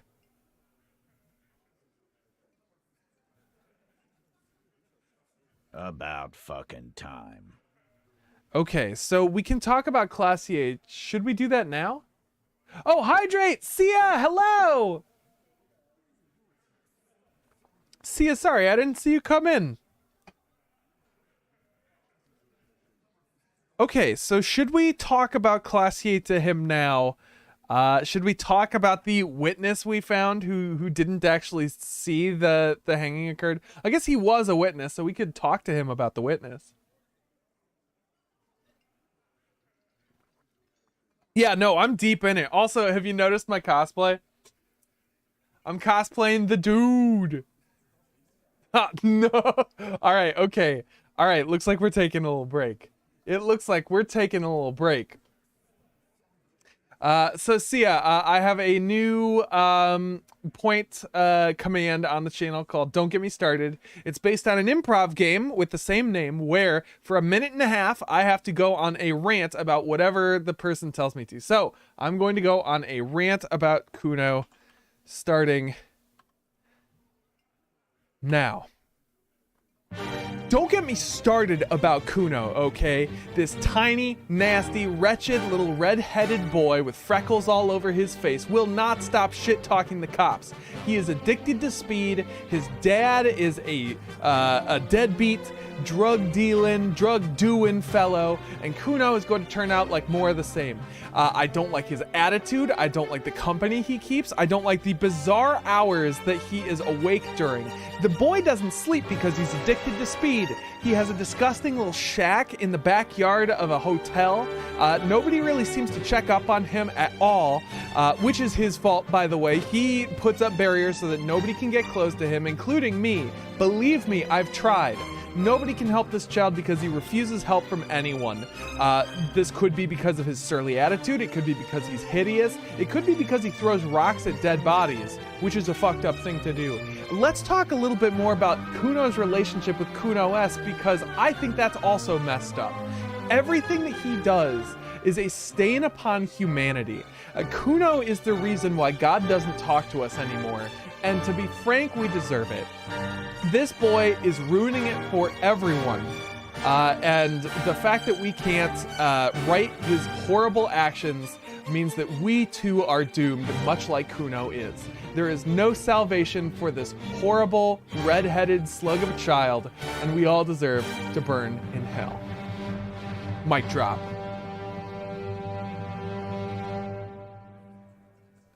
Kuno is king.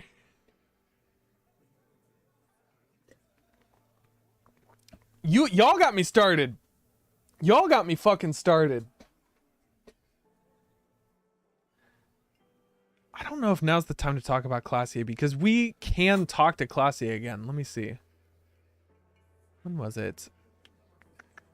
Question Classier. Classier told you she can't talk about him now, but you need specifics. Height, build, etc. to confirm your autopsy. Ask a little later when she has collected herself. So is that Tuesday? It's now Wednesday, so we could...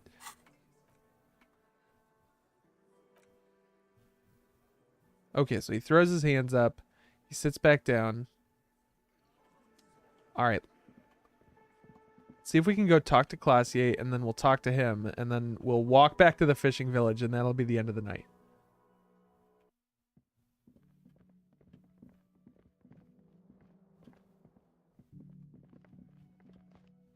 Oh, is Kim not going to bed tonight?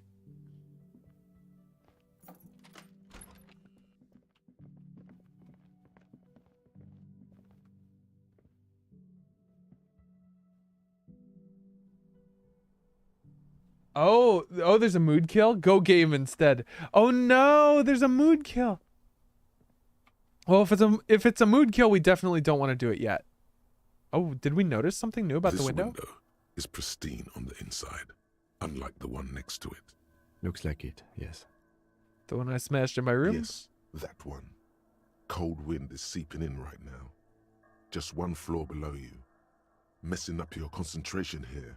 Stop distracting him! He has work to do! Plus, if I recall, the window has been giving him shit ever since he got here! Hell yeah, horrific necktie. You got my back, man. That's what I needed. I just needed to hear the horrific necktie. There she be. Hey, you ready to talk again? I was just thinking, what a nice day for questions pertaining to a murder investigation. Oh, thank you, Classier. I need to talk to you about your room again. Yeah? Where does that door lead to? You tell me, officer. I've been trying to open it, in case the contamination gets to the roof and I have to move on. No luck. I have other questions for you. All right. Let's see. I guess let's talk more about this so-called assault. Not my favorite topic, but okay. I guess she's not ready. What can you tell me about him? Name, I'm sorry, eyes, age. I can't do it. Not right now. Later, maybe. I keep seeing him like he's now. I can't talk about his, I don't know, hair. And then another nervous puff. I know it's difficult, miss. We can return to it later. She meant she sees him in her dreams. Say nothing. You pissed it all away. All of it. Elysium. Wow. Damn. How about we, change the subject to something more lighthearted now? Let's return to this later, miss. And there's this door here, which we can't access. The same small, heavy door. No lock in sight. Where does this lead I don't to? know, Lieutenant Euphrator. He makes a note. It is not the first closed door we found in this building. There is also your mysterious blue kitchen door. Do you think it's important? I don't know. The further we get, the more this building seems to be tied to the case. The vigilantes, the cadaver, and a number of people connected to the case are here or around this building. This door is part of it. It's not unimportant. See, the main investigation and the door below are merging into a stereo investigation. I could say something, but I'm not going to because I don't gloat. He doesn't say anything. You should have gloated. Where does this lead I don't to? know, Lieutenant. It is not the first. I don't know. The vigilantes. We have the option to gloat. I hate it when that happens. Nice. We got 5 experience points for going back and gloating. Okay. Let's see how high we can get our physical instrument up with shirts. With various articles of clothing. So this improves our physical instrument, but I think that's pretty much it. I don't think we have any weight. Yeah, no, these don't help.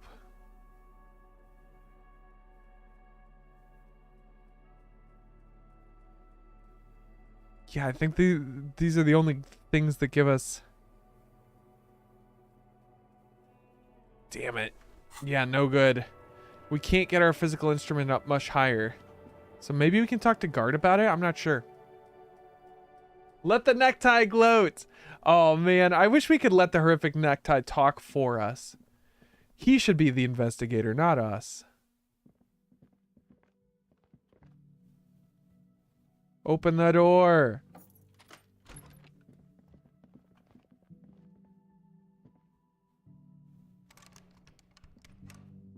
Yes?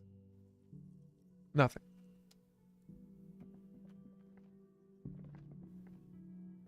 Want to get into Kim's room. All right, this is nonsense. I think we could try calling people before we go to bed. At this point, I'm just stalling. I don't want to end the day yet. Here, let's talk to these guys before we go to bed because they might give us some good leads. This might move things forward. Again. What is it? All right, so we got to wait for him to prance up, to fold his arms. All right. Found someone who saw the hanging. A witness. A witness? You ain't got shit. The locals would never come to you with this. That's just contactis, Titus. Next, he's gonna tell you one of us already rolled on the others, and he's in witness protection. My witness isn't a local. Well, let's hear it then. Who is your mystery fella? This goes without saying, but nonetheless, don't give out his name. Charles Villadruin, a high-ranking government official from Rue de Saint-Gislay in the 33B. Let's just say he's a high-ranking government official and leave it at that. Who he is irrelevant. It's like you said, Al. Copper's coming up with this on the spot. There is no witness. I've seen this shit a million times, Titus. Fly fishing. They are desperate. Tell us, Copper, what wacky claims did he make? The witness said the hanging went down very quietly. No shouting, no commotion. You assholes that feel the need to go around like a fucking brass band. The Hardy Boys are dead silent. Yeah. It's like they put cowbells on you before they send you to the streets. What's with the cowbells, policeman? They're avoiding having to answer this question. I'd imagine you guys drinking and singing lynching songs. What's with the funeral silence? We were drinking. Weren't we, guys? I hit the bottle hard. I was drunk as fuck. Right. I'm convinced, Glenn. He nods Nothing sarcastically. off here. Just a regular hanging. Bullseye. Glenn looks around uncomfortably. The lieutenant hit a nerve. The witness said he saw 2 people of Areopagite descent and 1 mask. Areopagite? Areopagite. Boss, I think he's trying to say me and Theo. Well, yeah. What is confusing you? Eugene, Theo, and Elaine were there too. I already told you. We were all there. And I don't think we're going to tell him that it looks surreal. That's not going to get us anything. Great witness. He must be really parched because he takes a giant gulp of beer. Like,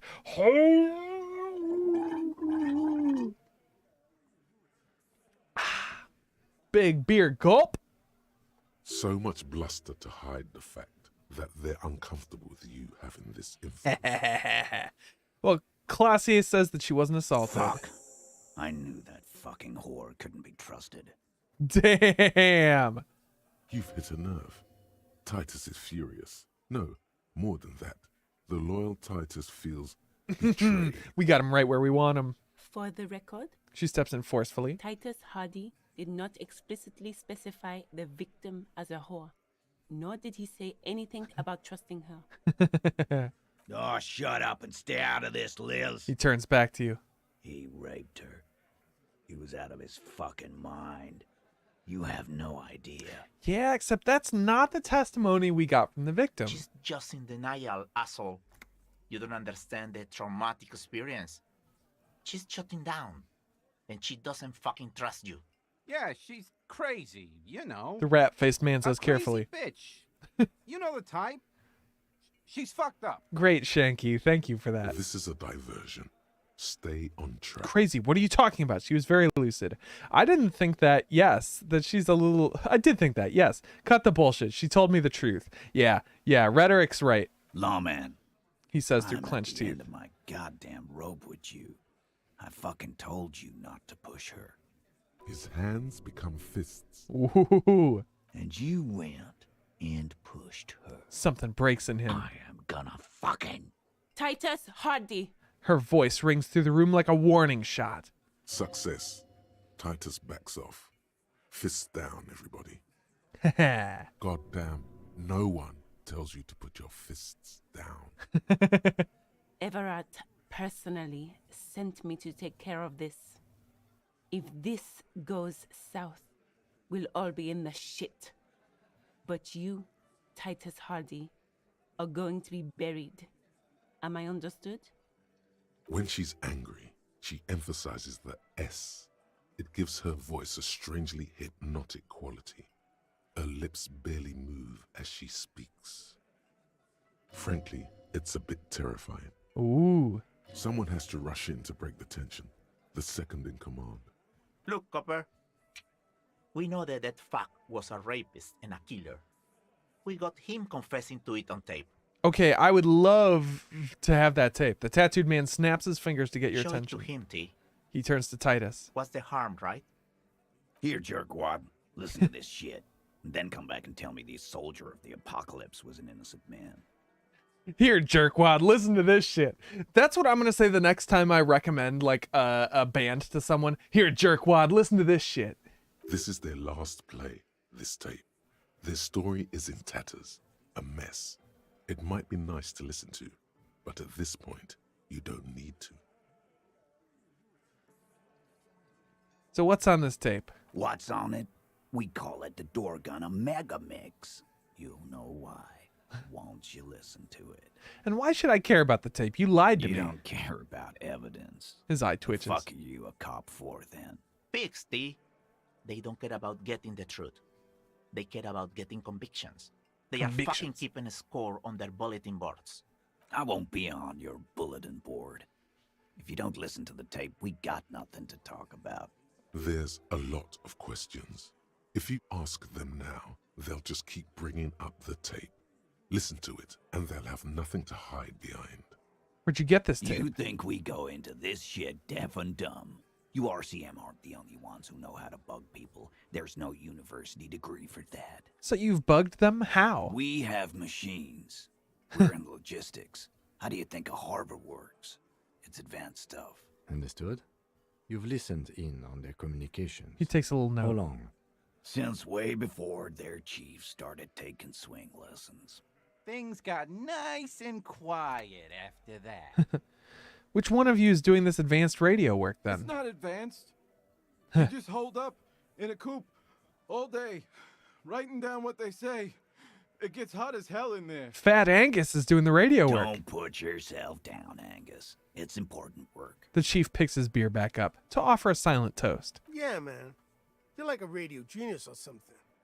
Those notes are some in-depth stuff. Indexes and shit. Indexes and shit. Where can I listen I'm to sure this? we can find a tape player. The lieutenant whispers. Where can I listen to this? He mocks you. Why don't you try shoving it up your ass, genius? A capital idea. I shall shove it up my ass. Yeah, play it with your ass, cocksucker. Do it now. His voice echoes like thunder in the small I'm room. sure we can find a tape player. It's not a problem. He repeats calmly in a hushed voice. That's enough for now. I'll get back to the investigation. Don't forget your tape, lawman. Compliments of Titus. No Hardy. thanks, Titus. I can get this wrapped up better without it. Fine, I'll listen to it. You do that. Oh, and keep it. Maybe you'll need a reminder of human ugliness someday. A few more things about the tape before I go listen to it. I'll go listen to the tape. You do that. Loud. Okay, bye.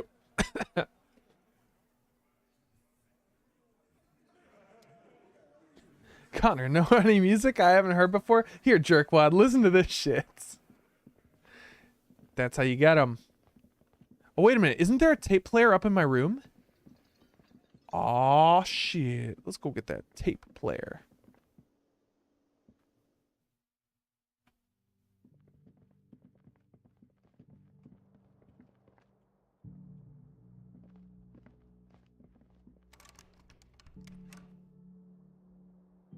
Oh, wait a sec. I would have to pay for another night to use the tape player. Aw, damn it.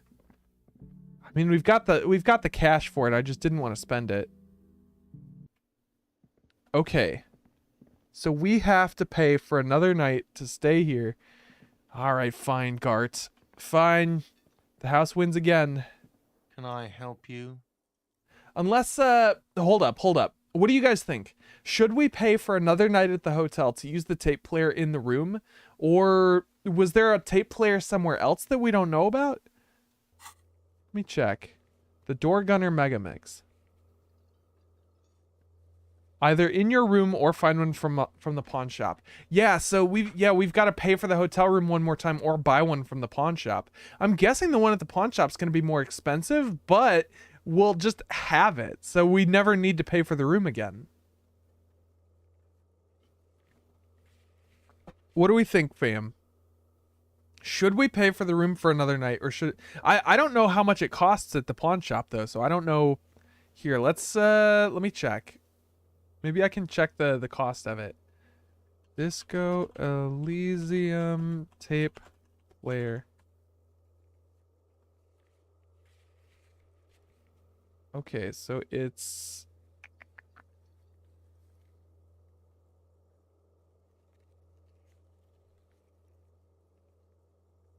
oh, it looks like it's only $4.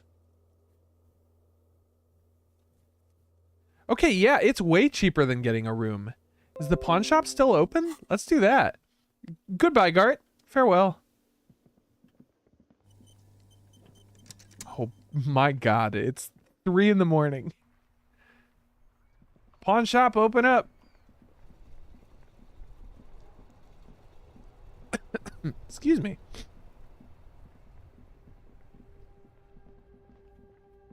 If you got them muns, go nuts.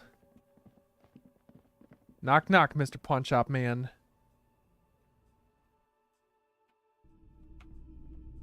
I would like to make a purchase. Greetings on this fine night. What brings you here? It's cool that you're still open. Big city vibes. The pawn shop is always open. I'm looking for something that plays tape for police business. Yeah, we still have those boom boxes on the shelves. Yeah.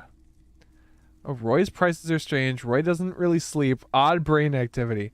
Is Roy high? And if yes, then what is he on? Hold on. We can get our electrochemistry way higher.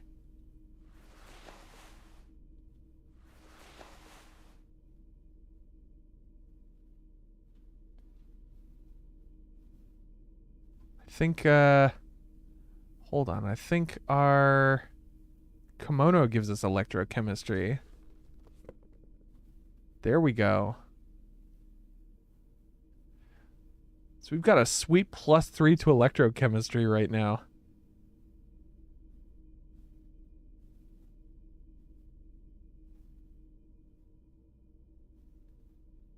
Does anything else give us a +2 electrochemistry? Nah. I think this is the outfit we're going in with. Greetings on this fine night. A 97% chance. There's no way. Feeling warm and enthralled by the movement of light, while the mind continues to race forward. Lucky bastard. He's probably on Pyrrolidon. It's tough to come by on the street. Pyrrolidon? What's that? A drug developed by the military to treat and prevent radiation sickness. It has psychedelic side effects, and it makes your eyes turn yellow.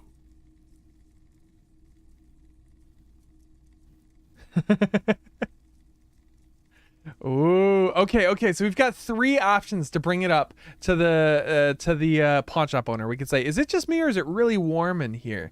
Look around. We can step closer, say, "Sir, could you take off your sunglasses? I'd like to check your eyes." Or get straight to the point. "So, where does a man get Pyrrolidon these days?" I kind of want to go straight for number 3, just like, "Hey, I know exactly what you're doing, and where do I get some?" "Excuse me, sir, I gotta change my clothes." Wow, did you just put on... Yeah, right? I mean, that's basically what we're doing.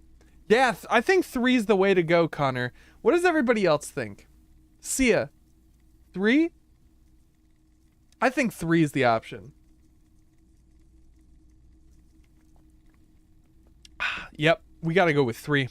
How would I know? He takes a step back, studying you. There's a note of indignation in his voice. Interesting. Those triangle patches on his vest, you have a feeling they mean something, like they're similar to the halogen rectangle on your jacket. Points at his clothes. "Say, what's with the triangles on your vest?" I was with the Emergency Relief Brigade. You know, after the People's Pile disaster. He coughs, as if to mark his words. Had to take Pyrrolidon for radiation sickness. That's what you were hinting at just now, wasn't it? He's taken for mental and emotional, not physical pain these days. The People's Pile, what's that? A bad idea. Some poor leftist built a particle decay generator in hopes of bringing affordable electricity to underserved communities. It malfunctioned. Radioactive waste everywhere. Probably some of it in you, too. Tell me more about this emergency relief brigade you were part of. We were an all-volunteer force. Self-organized. Tried to help the fire brigades contain the spill. He points at the white triangle on his orange safety jacket. On the patch, gamma radiation lines crossed with a red drop of blood. Wow. I lived by the river since I was a small boy. The Esperance. Didn't have the art to let it all go to shit without trying to do something to help out. Wow. No, this is really interesting. There wasn't much the volunteer force could do, however. We wasted years in the river mud. Years getting sick. He looks at the spiraling lights and stops. It must have been tough. Radioactive cleanup. There's a reason why everyone's tried to forget any of it ever happened. And why no one has tried to repair or replace the pile. So much disappointment and early deaths. Cancer mostly.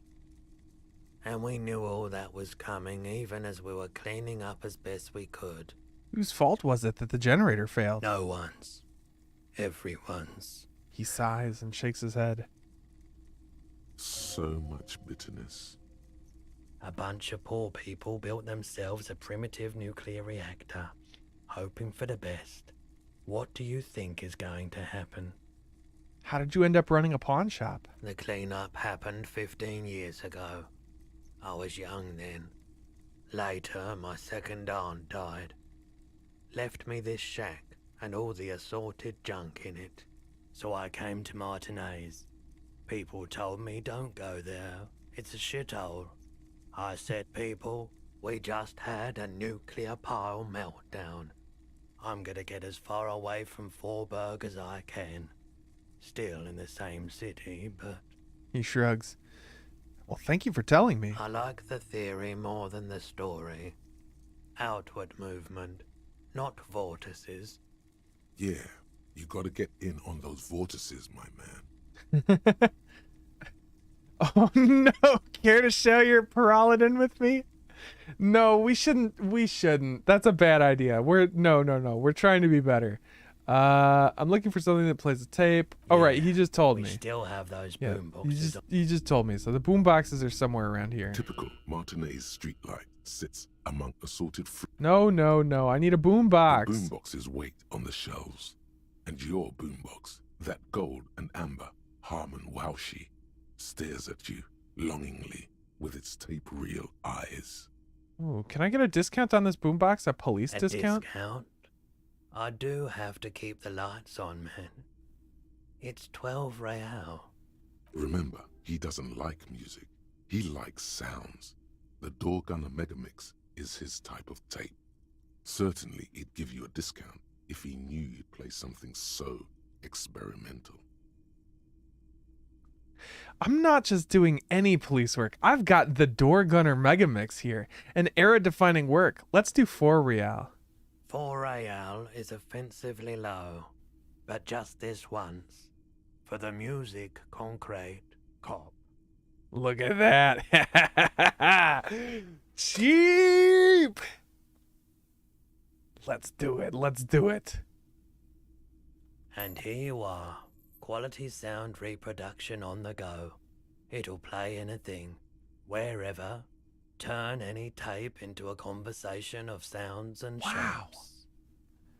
You're telling me that this thing interprets the information on that little analog tape and makes it into sound. Wowie zowie. Let's listen to it right now. Let's do it right now.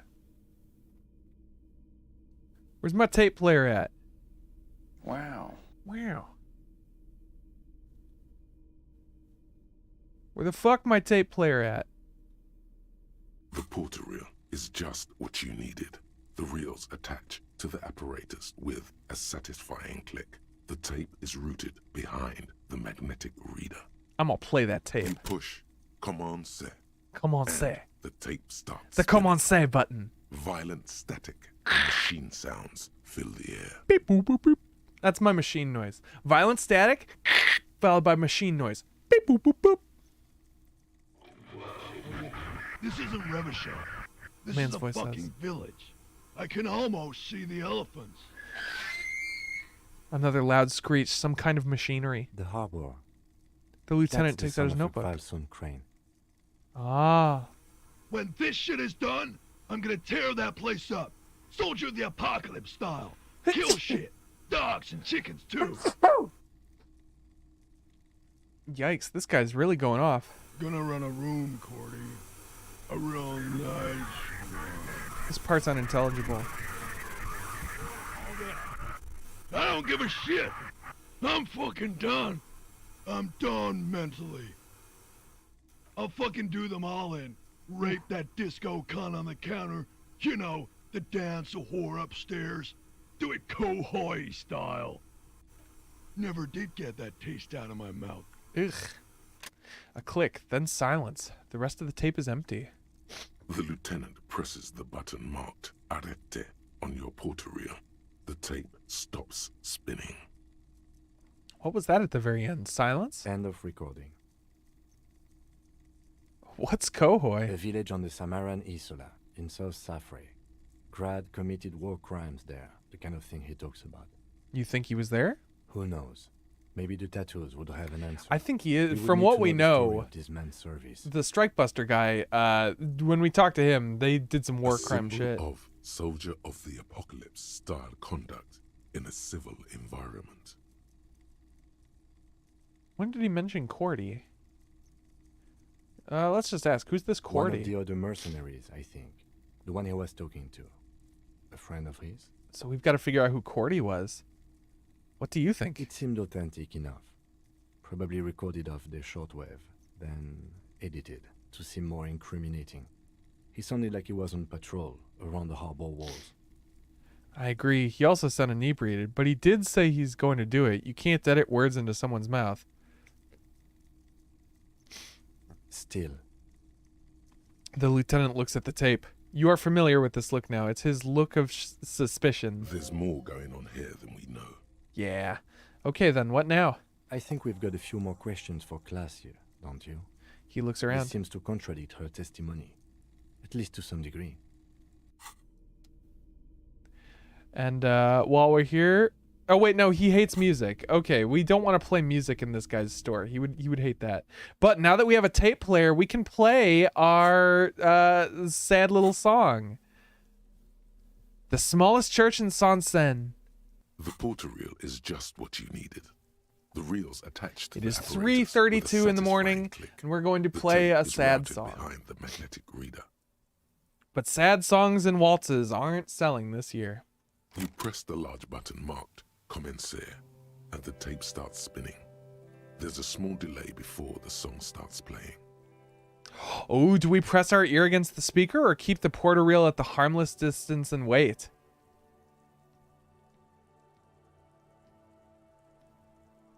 I say harmless distance. Then the organ starts playing a simple, melancholic tune echoing in the hallway. A lone singing voice joins in, telling you about the tiniest church in Cessons, surrounded by even tinier That's how you pronounce it? You almost feel the seaside mist on your skin. It's mega sad. Within seconds you know, this is the one, the real shit you've been looking for. The one you trust your room to that Clasia told you about. Perform it. A click, then silence for a bit. Then the tape stops spinning. No, I couldn't. It's too sad. I might cry and trash the room again. Scratch that. I'm already crying, and I look dumb and old. Could I sing this for karaoke? I think I could sing this. Of course you could sing this. You could take sad to a whole new level with this. And you already know the lyrics since you've listened to it like a million times. Yup, they're all here. All 3 verses. And the B-side of the tape contains the instrumental version. It's like the world itself is telling you to do it. Only one obstacle stands on your way. What? Gart. You have to convince Gart to let you sing karaoke in the whirling. After you've won him over, you can express yourself. Let the pain out. Make everyone understand. This is unbelievable that this is a quest. Why are we doing this? The lieutenant watches you pack up the boombox. He doesn't say anything. Kim, no, don't watch us like this. Oh, what are we wearing? We have to change. We have to change everything. This is horrible. Let's put our nice jeans back on. Where are our gloves? There we go. I think we're looking good. All right, so let's head back to the little fishing village. We'll sleep for free, and then we'll get back to work in the morning. Wait a tick. Hold up. Before we go anywhere, we need to... I think that we can make some phone calls, right? It's 3 a.m. Maybe... I don't know what'll happen if we make calls at 3 a.m. Maybe Kim will stop us. Inside, you see a set of steering levers, a radio microphone, a pull-out toolbox, and the soft glow of the fuel preheater gauge. This is Precinct 57. Oh, How look. may I assist you? All right. Okay. You find out more about the owner of the armored boots. Sorry, sir. I still haven't heard back from the database people. Oh. Try calling again later. Is there anything else I can do for you? That's a good question. Run the number on the victim's armor. Confront the pigs. Was there anything else?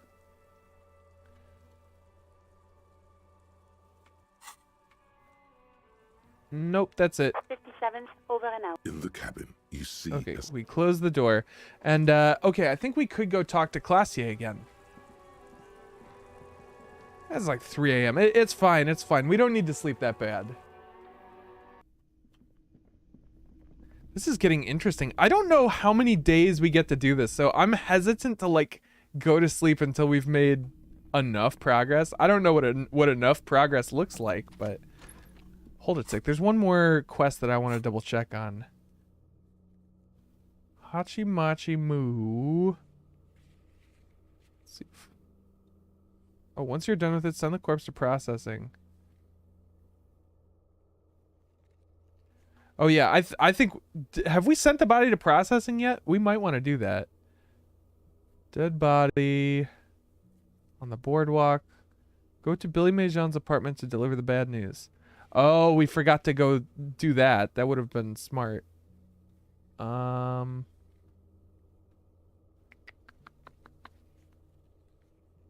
karaoke, find all armor pieces. What was I looking for? There was something specific I was looking for.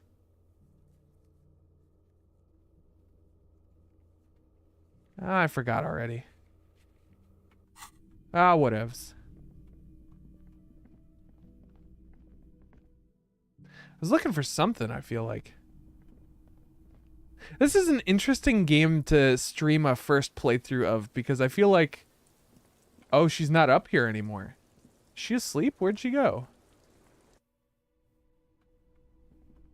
She's not up here.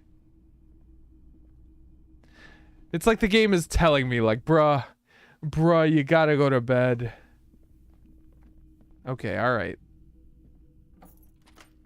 I don't know if she's available to question in the morning. We can check. I will head back to the fishing village. I guess hold on. We can talk to Gart while we're here. Oh right, hold on. I was gonna check on the quest. What was it? The find the whatchamacallit. Find the Insulindian Phasmid. Okay, so there's a couple people. Shit, she's already in bed now. Damn it. All right, let's just talk to Gart. Can I help you?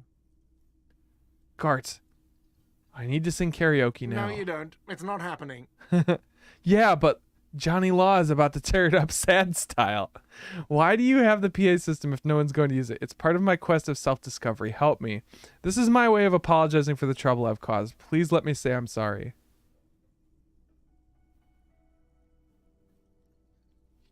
Or you're right. It's not the right time yet. No, it doesn't feel right. There will be a right time, believe me.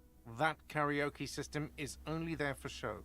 I'm not going to let anyone use it anymore. No, we ruined karaoke for everyone forever? Oh.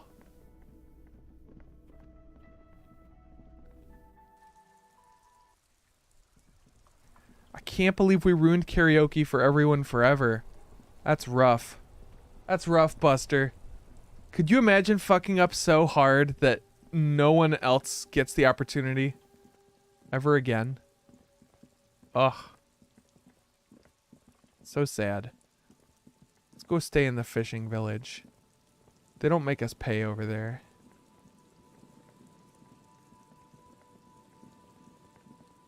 Let's go stay where they don't make you pay. Fishing village off to the east. Does this place have a name? Oh no, I've gone the wrong way.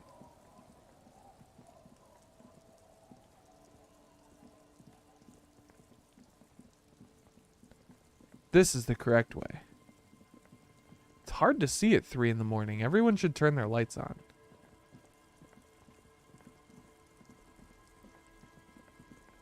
Here we go. Crack that door open. This door is closed for today. Time to put the kids to sleep.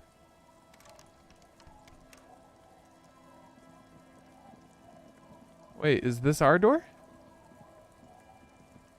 The door has seen better days. The layer of paint has started to peel off due to the salt and wind from the sea. Even the lock looks slightly rusted. Ruiner of song, the nega bard. We're the opposite of a bard. We give people penalties on their rolls. I'll be sleeping in my room in the whirling. We'll meet in front of the shack in the morning. Sounds good, Kim. Sounds good, Kim. Oh, look at our shack. You see the waves, the sea, a church. Old science fiction magazines, books about bird watching, an almanac from 39. The floorboards creak under your step. This intricate heat engine hums quietly, giving out pleasant warmth. What is this business? On the table, you see a bowl of water, a rough soap, and next to it, a small hand nail. What? A straight razor soaks inside the wash basin.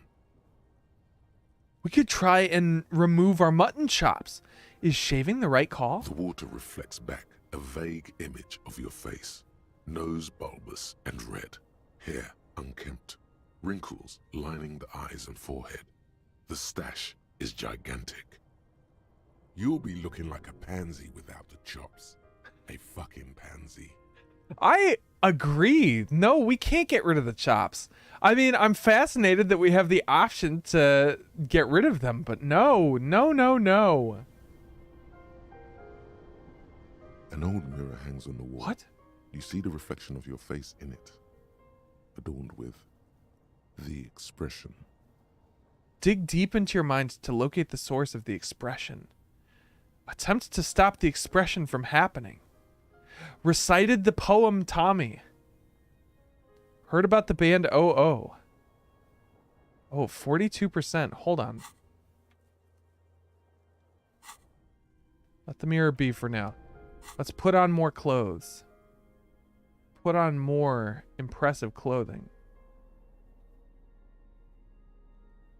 These give us +2 encyclopedia. These'll help. Do we have any other clothes that give us encyclopedia? I think the nerd glasses are the only encyclopedia clothes. Alright. Oh! Using a thermodynamic expander condenser cycle. Nice. An old mirror hangs on the wall. You see the reflection of your face in it, adorned with the expression. All right, let's see if we can try and locate the source of the expression.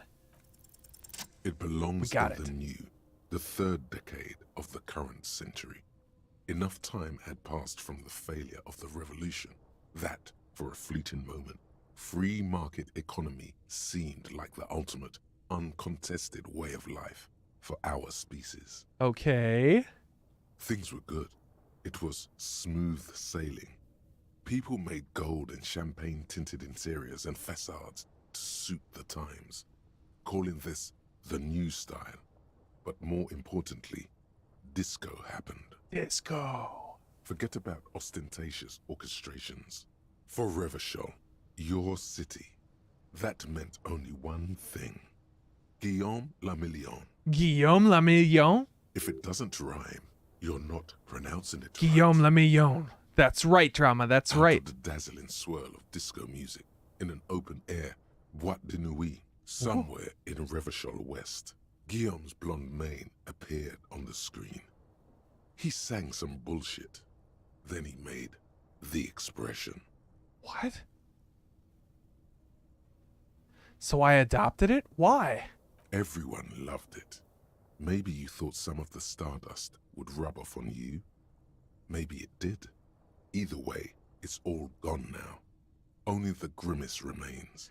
I feel the need to add a clicking sound when I make it. The click is used to spur on a horse. It also features heavily in Guillaume Lamillion's regional mega hit, Don't Worry, Your Pretty Little Head. Sometimes you like to add finger pistols to the mix, because unlike Guillaume Lamillion, you are a police officer.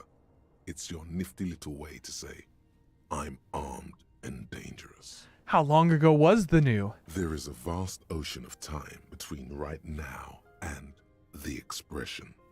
Looking good on you, or anyone. 2 decades, if the calendar is to be trusted. Humanity has run aground in that time.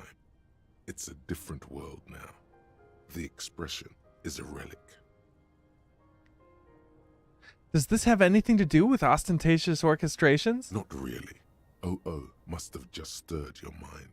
They're more like a disco rock band anyway. Anything else? Like who I am? Why did I become a cop? Why did I drink myself into oblivion? You have some understanding of the near history of disco, plus the trivia you've picked up along the way. Episodic memory, however, remains in the dark. It may never return. You should prepare yourself for that. I guess that's it then. It doesn't have to be. You can swoon over Guillaume and his champagne cork smile whenever you want to. Maybe some of the stardust will return. Oh. Okay, so we know the origin, recited the poem.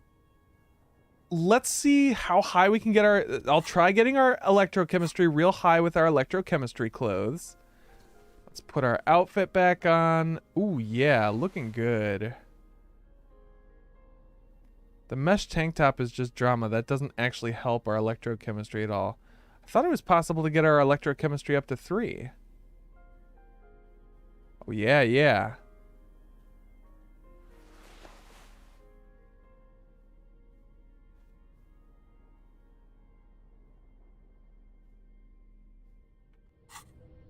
Okay.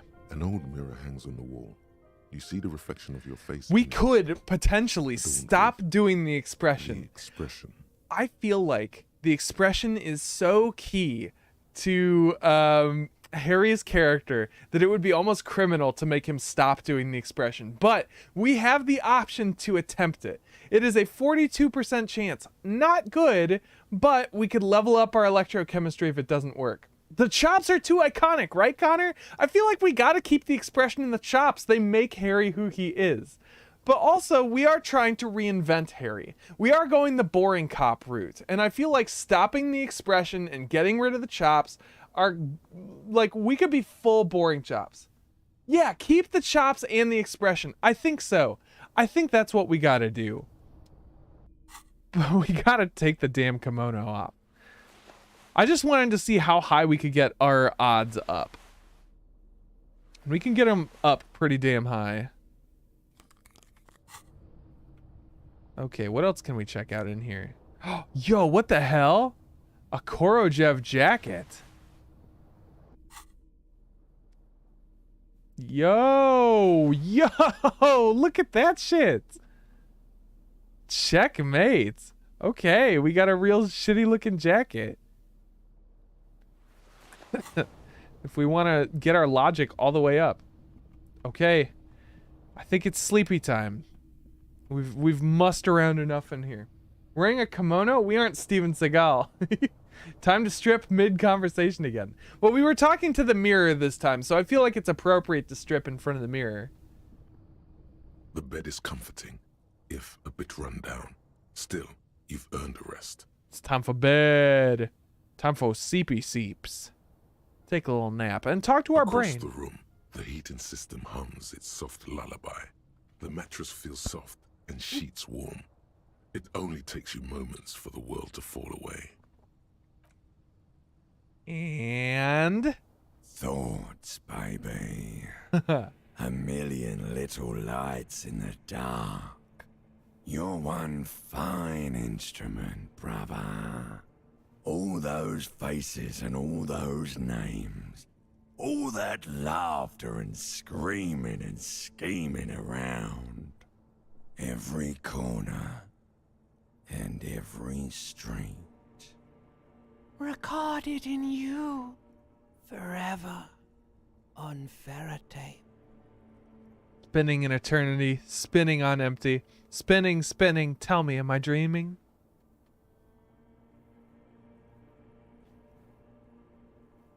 Spinning on empty. On and on it goes, for untold hours. At the disco where you first asked her to dance. Rising, rising, above the dark curvature, the great wingspan of sleep, studded with stars. Voice, ugh. Behold, there are millions of them down there. The first time, the last time, the smoke in her mouth, the plotted flowers, the faces turning, changing. What is it? It's the world, Harry boy, and you're made of it. Every day you're out there, you make more of yourself from it.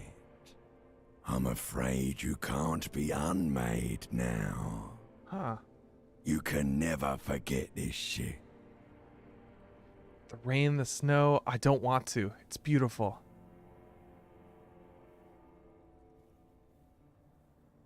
Nah, I'm gonna say the colors, the voices. All stuck on loop. Whirling, spitting out words and images. You're the son of the world again, Harrister, A ceaseless agent. Picking up litter and old newspapers. Collecting your little bubblegum wrappers and idiotic picture postcards. Meaningless keepsakes. Reading your awful letters and recalling things, aren't you? The endless names of the world. An address book you are. The map of a city. That's right. I am an agent of the world. You'll go insane if you keep going like this. One more day, and you'll be in the loony bin. I just know you will. And for what, brother man? For the working class. For the working class. Solving your little crossword puzzles. Doing your tasks. Crossing names off lists. Trying to become some sort of world detector. It won't make it okay. It won't put smoke back in her mouth. I'm building communism for all. This time we won't fail. There he goes again. He's a real political animal, our Harry. He still doesn't see that it's the world changing around him. He's got no idea what he's in for. Why? Cause only love can break your heart. Now it's time for us to feel the pillow under our cheek. Beep, beep, beep. The alarm is ringing, Harry. The disco circus goes on and on. You barely slept 3 hours last night. Do it for the picture puzzle. Put it all together. Solve the world. One conversation at a time.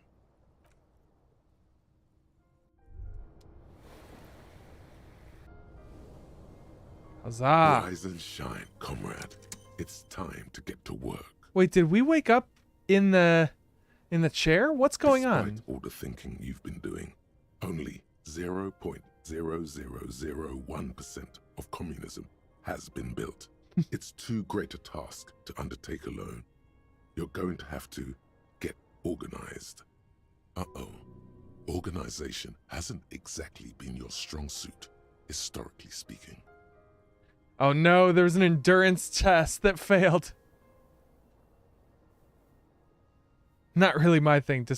I'm ready. Let's get to it. I thought the shack was nice and cozy as is. I'm ready. Let's get to it. You must seek out your revolutionary brothers and sisters.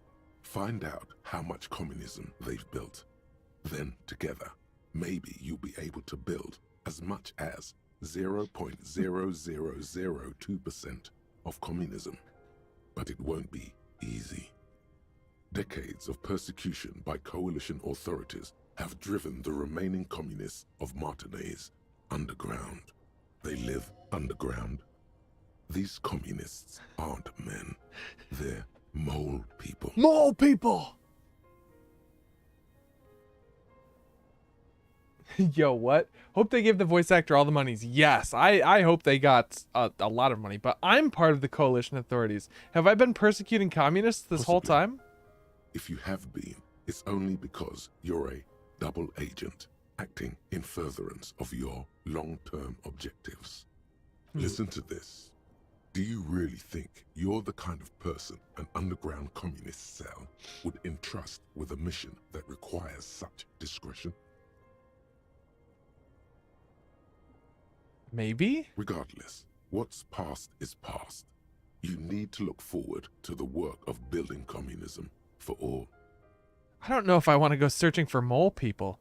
Will they help me fire up Mazov's socialist sausage grinder? Just between us, you may want to lay off this grind up the bourgeoisie stuff.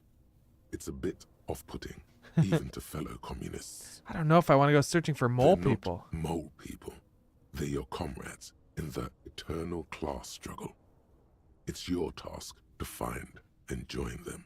How am I supposed to find them if they're hiding? Let your nose guide you, detective. My nose? You must mean my nose, as in my huge and highly functioning brain. No, we meant your nose, as in that swollen muck detector in the center of your face. It just happens to be perfectly calibrated for sensing communists. What? We really have no idea what they're talking about. There's no linkage between ideology and olfaction. I love rhetoric being like, no, literally use your nose, and perception being like, I don't know what he's talking about. Don't listen to that guy. What does communism smell like? Failure. Oh, gee, thanks. There's so much failure in my life already. I don't know if I can take anymore. Okay, but what does failure smell like? It's a smell you know all too well. Simultaneously repulsive and yet darkly appealing. Musty with a sharp tang, but also a remnant of lost sweetness. Like a rotting mango that's been swaddled in a coat from your grandfather's attic. What you're smelling is your own body odor, of course. Nothing a shower and change of clothes couldn't fix. People sometimes complain there are no real communists left in Martinez. But you can smell their presence. They're out there, waiting for you to join them. Incidentally, during the waning days of the anti-centennial revolution, a number of Revacholian communards constructed elaborate hideouts in abandoned root cellars, hollowed out tree trunks, and even residential sewage tanks. This latter phenomenon gave rise to the early anti-communist slogan, "The future's bright when you flush out the white." We could either say, okay, I'm ready, let's get organized, or this sounds unfathomably stupid, I want no part of it. I think we should go for it. Let's get organized. First, you'll have to locate the remaining communists in Martinez. When you get near to someone with revolutionary potential, your nose will give you the signal to establish contact. This is so unbelievably strange. Again, no, it won't. Any olfactory response you perceive will be strictly psychosomatic. Judging from the bust of Krasmazov and other revolutionary paraphernalia you discovered, it seems that the Cape Side apartments may be a hotbed of communist activity. You should begin by interrogating those lawless malcontents at the Dock Workers Union. They're an obvious place to start. Hang on, what will I do once I establish contact with my fellow communists? You'll discuss the monumental world historical task that lies before you. You'll engage in rigorous and spirited debates about Mazovian theory and practice. But mostly, you'll probably complain about other communists. Isn't that last part kind of counterproductive? Not at all. Complaining about other communists is one of the most important parts of being a communist. All right, time to roll up our sleeves. Let's get to it. Here we go. We're building communism, guys. There's no time for bed. Fight till there's no slaves below and no masters overhead. We got this. We're gonna build communism. Ren, hello! Happy Friday! How's your Friday night going? You came just in time. We're about to build communism. Let me see. Oh, Guillaume Le Millon. Whatever happened to Guillaume Le Millon, who, with his amber mane and sparkling teeth, beguiled the tattered remains of the nation? While you suffered and suffered, did he dematerialize in a cloud of cocaine dust, or did he simply stand in the corner and melt into the slendering new lines of some starlit boy de nuit 20 years ago? Spare a thought for his great ass, too. Or wait, maybe he became a police officer in Revachol West. So it'll take us 4 hours, but we can think about Guillaume de Millon.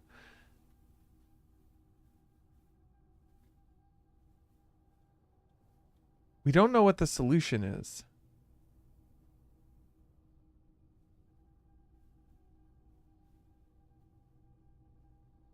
But we could think about it. Should we try it? Maybe this will help us somehow. It'll give us -1 to logic, but we have lots of ways to get our logic back up. How many of these bad boys? We've got 3 skill points burning a hole in our pocket. How much XP do we have? Yeah, and we're about to level up again. Fuck yeah, let's do it.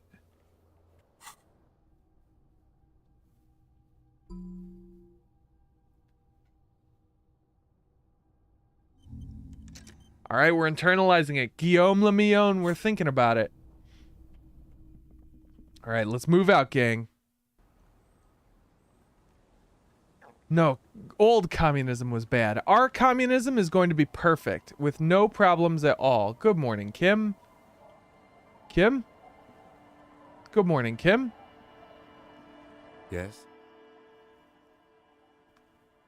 Hold still a second.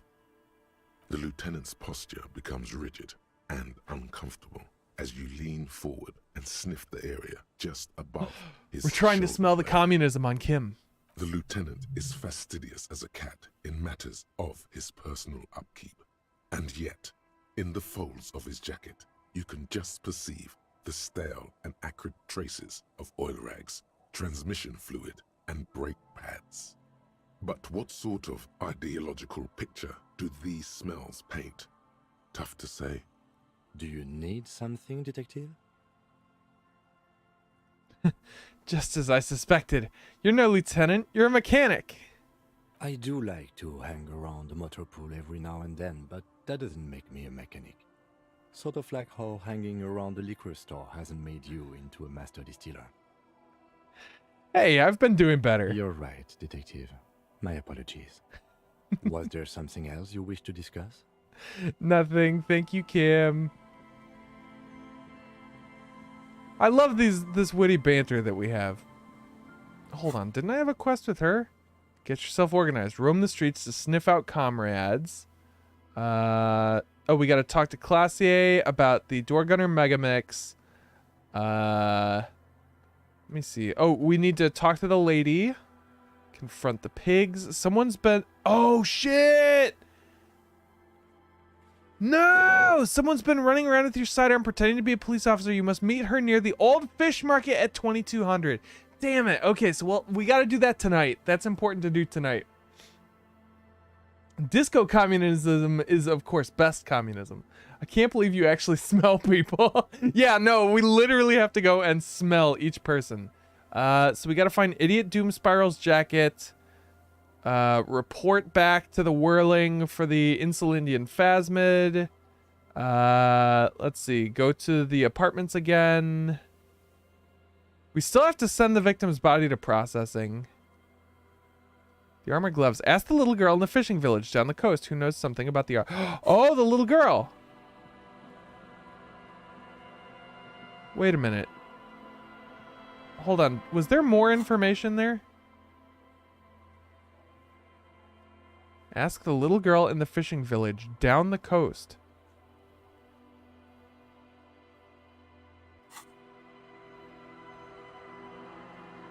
I don't recall seeing a little girl.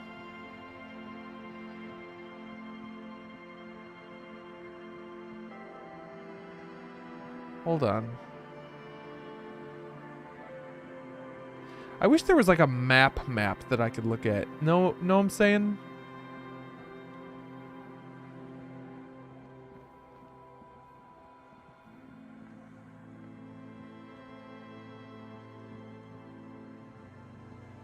Oh, this is new. Have we been around? Or no, we've been around this way. Looks like there's a bench that we can use to pass time. Wait a tick. Is there something in here? I think this might be something that we have to break into. Yeah, no, we don't have any lockpicking tools. Let's see, there's some children here. Oh, right. And then the street's blocked off here. It said down the coast.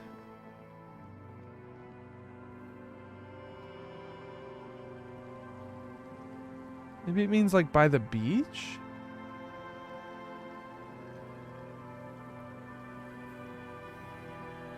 So long story short, there's a lot of ground we have to cover today. We've got a lot of missions. So there was a little girl down by the coast. I feel like we're pretty far from the fishing village at this point, though.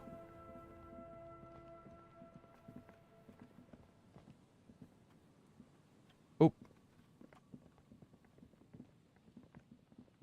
Okay, so we've already passed through here. We know there's no little girl up here. Am I forgetting something? Guys, do you remember when we were playing last time? We didn't see a little girl around here, did we? Is there a part of the fishing village we haven't explored yet? I genuinely don't know. That's like a father and his son. I don't think they would know anything.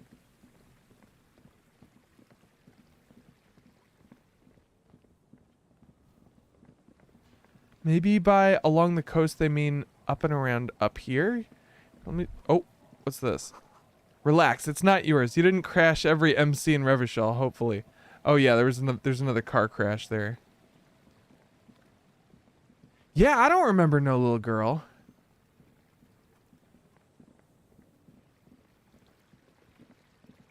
Let's keep looking, see if we find anybody. Okay, here's the Raver tent. Well, I guess while we're here, we can go talk to the scientists. And then we'll make our way back through the village. Hello, science lady. Are you still here? Knock, knock. Greetings, madam. Yes, what is it? How do you feel about anodic dance music? What? I hate it. I bet she hasn't even heard it. Have you even listened to it? Like, actually listened? Yeah. Like, all the time. My tent neighbors don't really ease up with their partying, do they? She pulls a face that looks absolutely scathing. Maybe I'd have to be on drugs to get it, but to a sober mind it just sounds like uninspired rug whipping. No idea what it has to do with either dancing or music.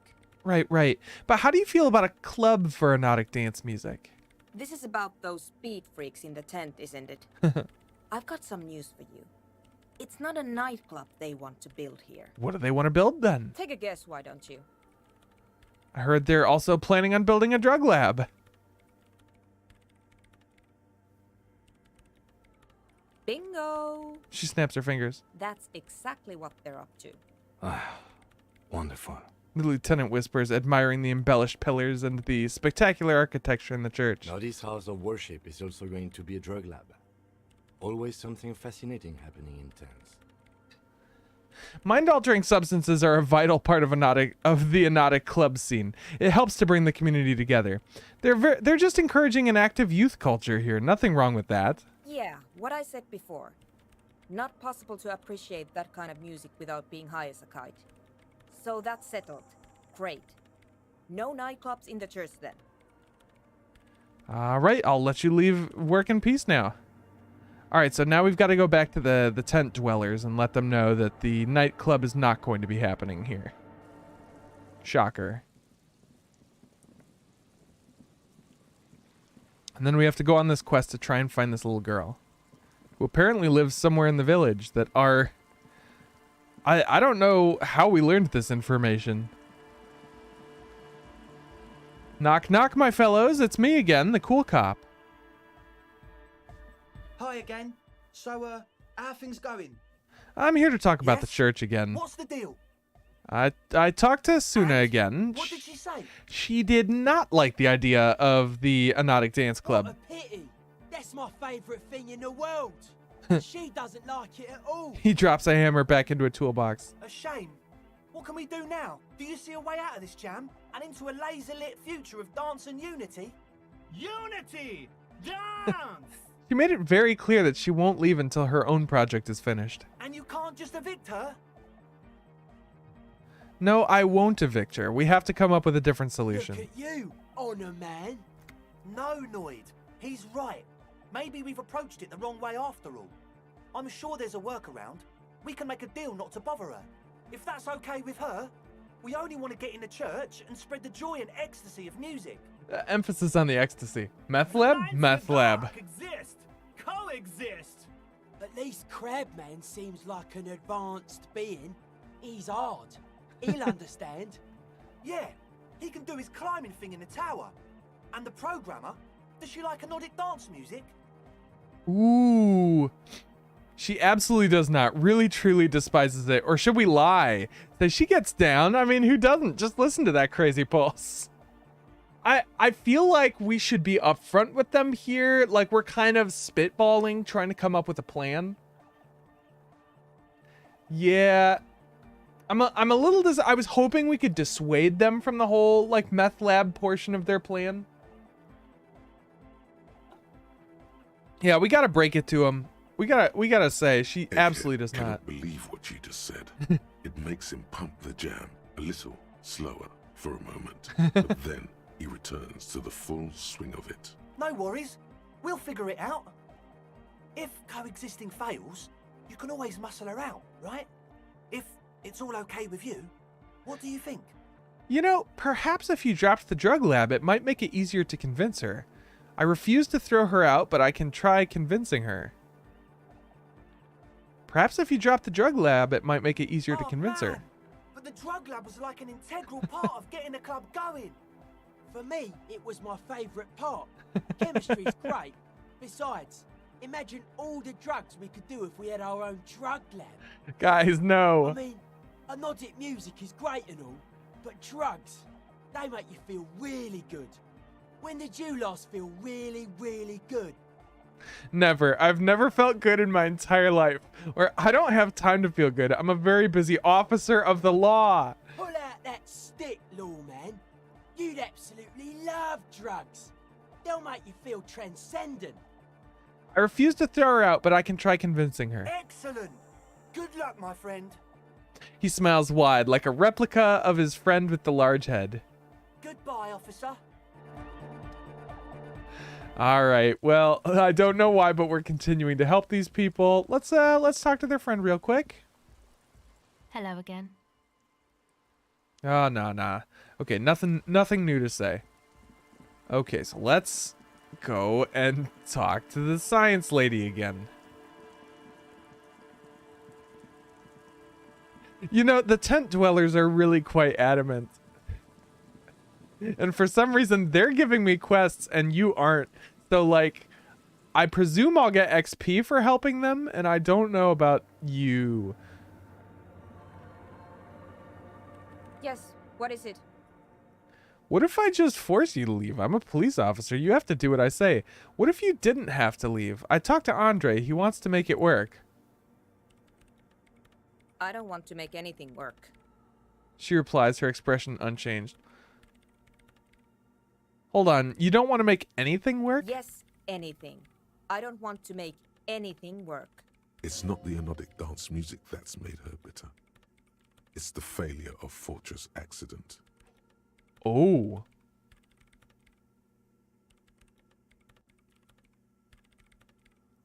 All right. Okay. I really wish that Rhetoric had helped us out a little bit on that one because I don't know whether we should say this or not. Jesse, we gotta cook. That's right, Ren. Do we bring it up or do we let it lie? Like, I feel like, are you bitter because your radio game project failed?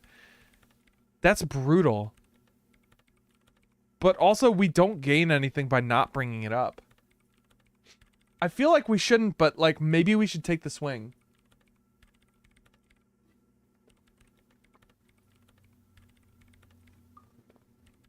We don't have any other play. Nothing else succeeded.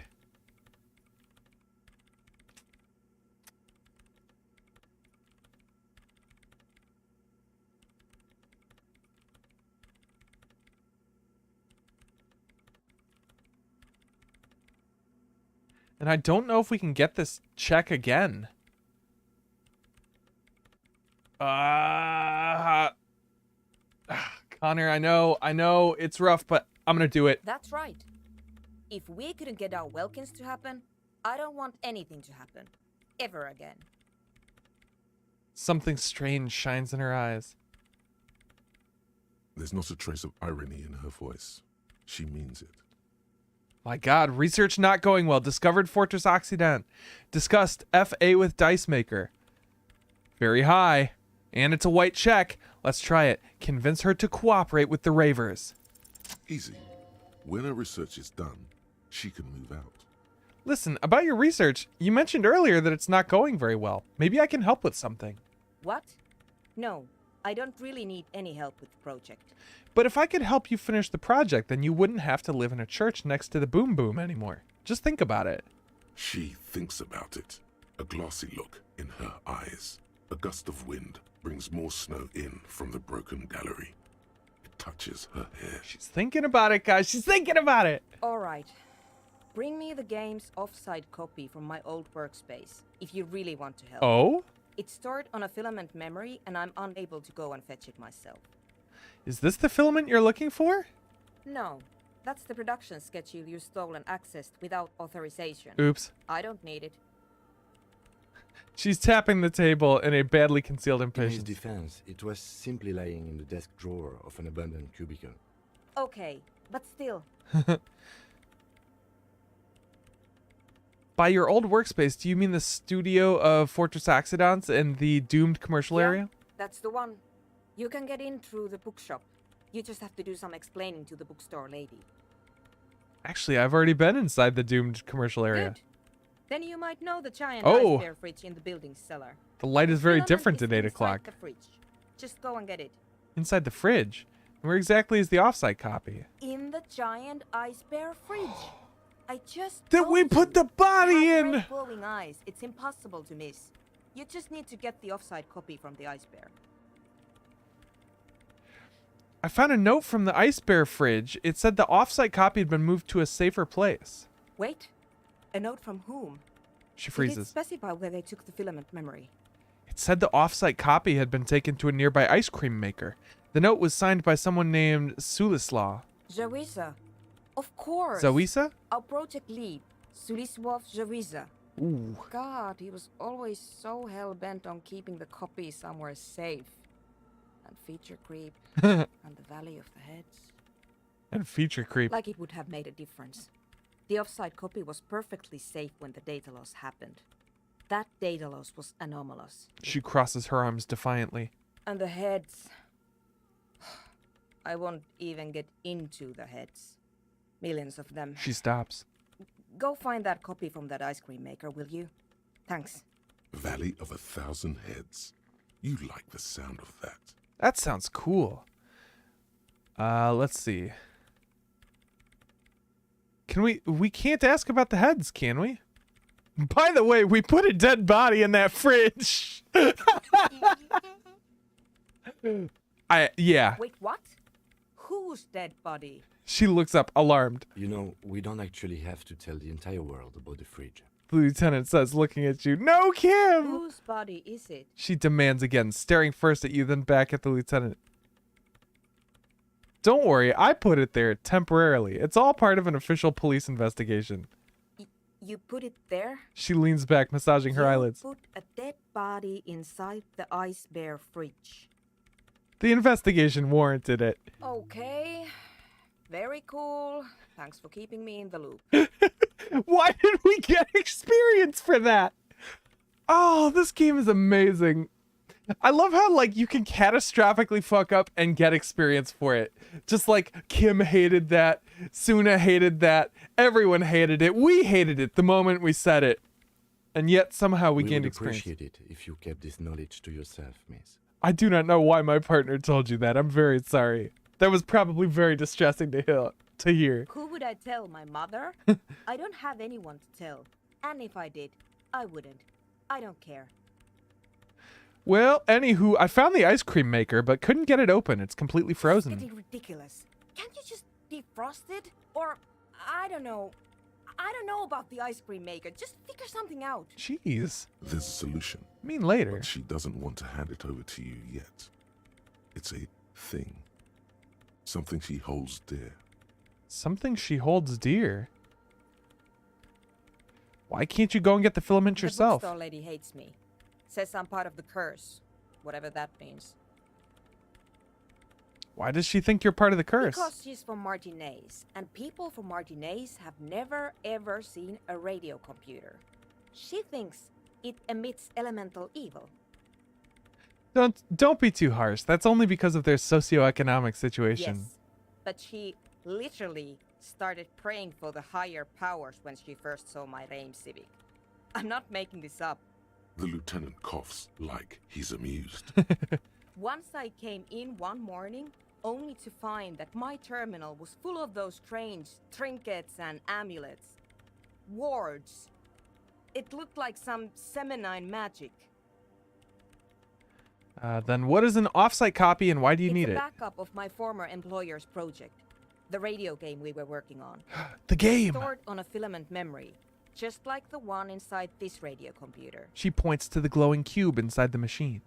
The backup itself is destroyed now, but I'm hoping to use what's left of it to pinpoint the exact location of the anomaly.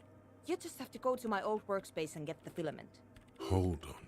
If it's called an off-site copy, then why is it still on-site? If it's called an off-site copy, why is it still on site? Oh God, not this again. She takes a deep breath.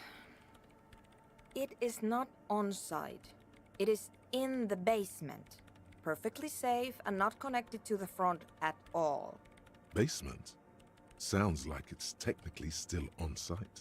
And no, taking it outside the building wouldn't have protected it from the data loss. There's nothing wrong with keeping the backup in the basement.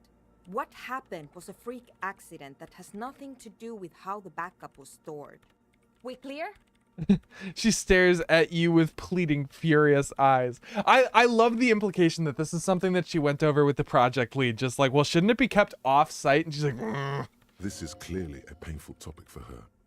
She must have had to explain herself numerous times.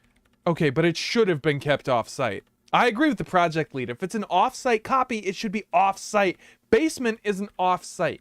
Different room doesn't mean off-site.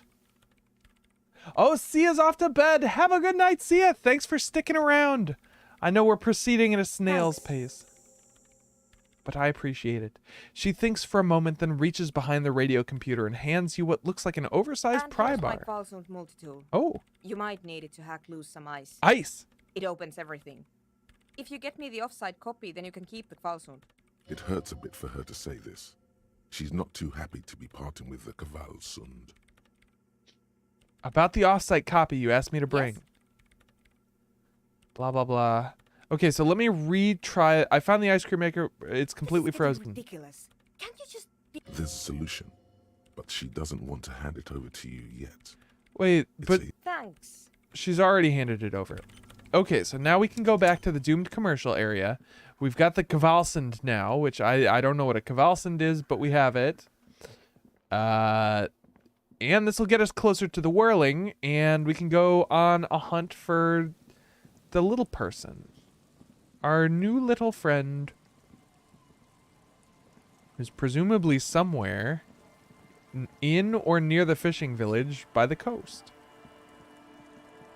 So if we just hug the coast. Hold on a sec. Let me reread that. So this is the armor pieces. The little girl in the fishing village.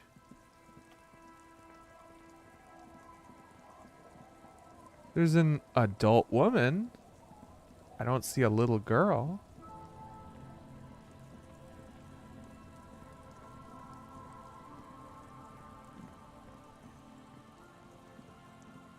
There's an old lady, but I don't see a little girl.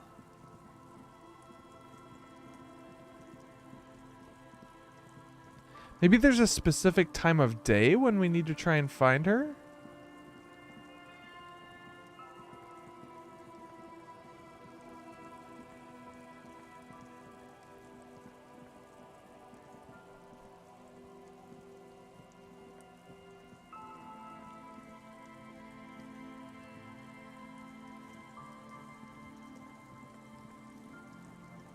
Ha ha ha.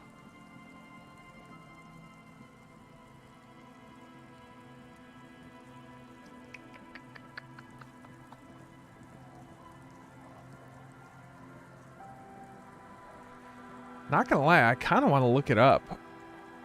Just because I feel like it shouldn't be this hard to find her. Maybe she's by the water lock somewhere?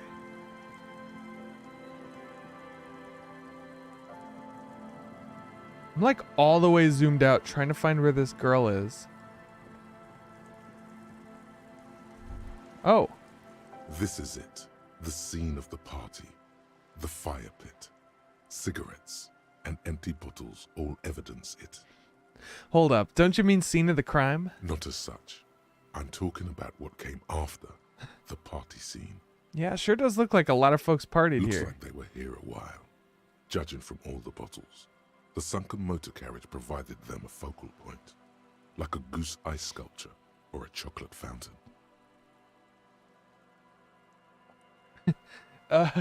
We already know that this was us. We did this, so guess I'll be on my way. There's no sense dwelling on that because I have a feeling that's going to be another morale hit.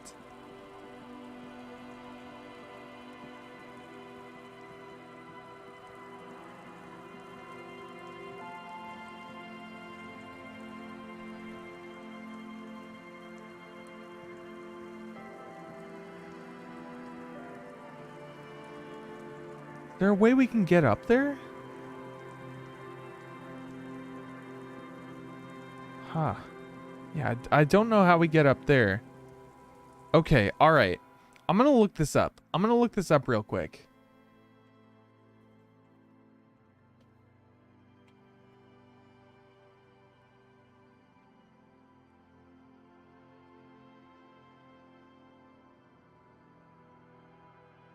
Okay.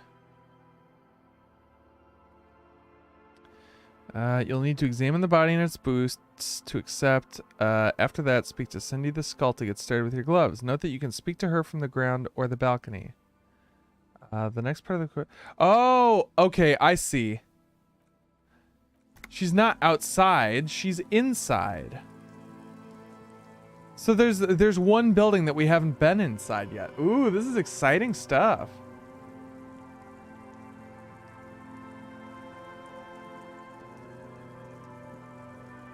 I want to get all the armor pieces. That's one of my goals for this run. I think my problem is I keep accepting too many quests. We've really got to finish this game. I want to do it all, but it's just not feasible. Knock, knock. Hello? Industrial coal pellets burn with an orange glow. Is that the phasmid? It looks like the phasmid. What? Leaning against the wall. Wait, what if this is the fishing rod situation all over again?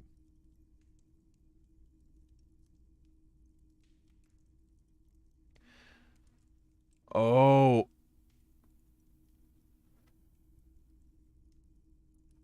It says the phasmid is by the fire? This is ridiculous. So we have some options here. We have some options.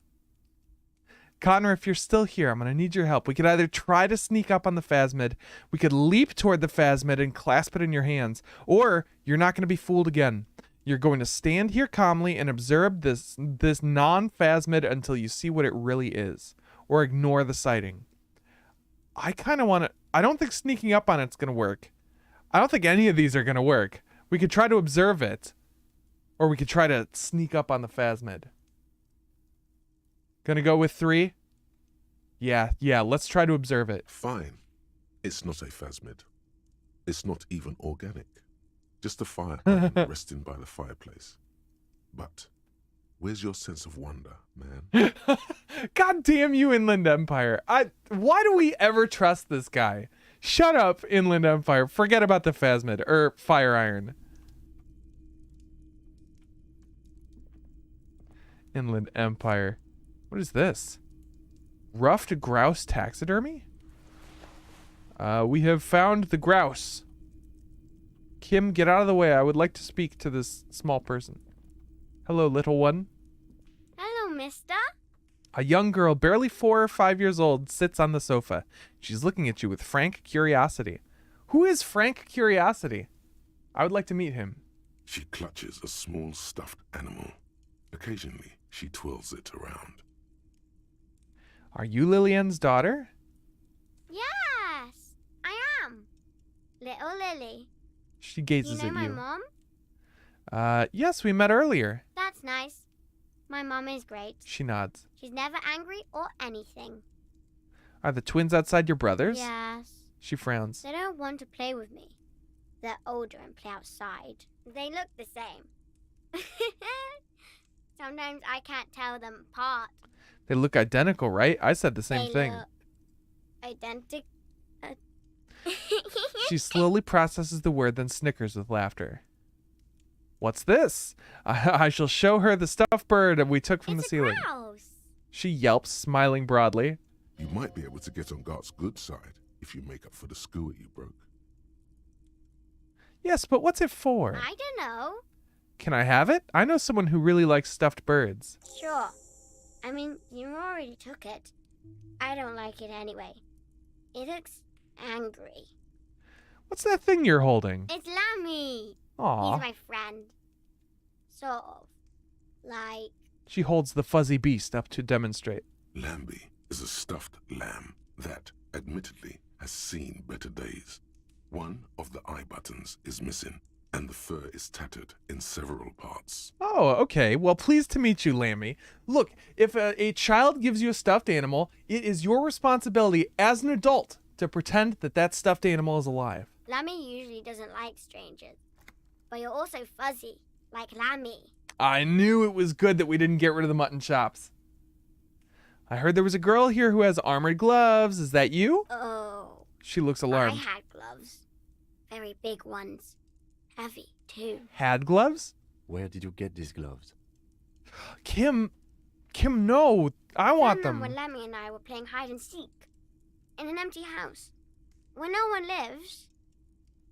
I think someone hid them there. She doesn't want you to think she stole them. Where are the gloves now? I hid them. The twins were gonna take them. They're stupid. She lifts her stuffed toy up and looks into its one remaining eye as though searching for confirmation. We're going to need those gloves. It's for important police business. He enunciates the last two words carefully. Oh. She doesn't seem to understand, but the lieutenant's tone has conveyed to her the important part. Yes, the important police business of, I want to put the full suit on, baby. They're in my sandcastle. Oh, she Behind points our house. somewhere outside. Under the sand. You can break the castle. It's not very good. Very well. The girl's large, curious eyes remain fixed on you. Aw, well, that was cute. All right, the sand castle outside. Did we see a sand castle?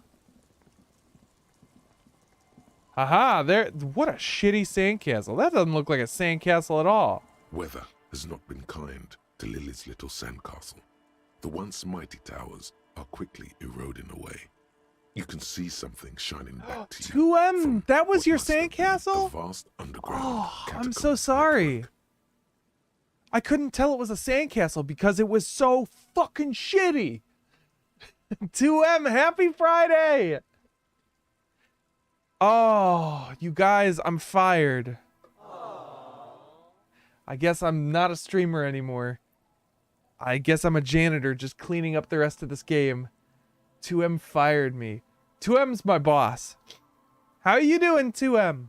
Hope you're having a good night.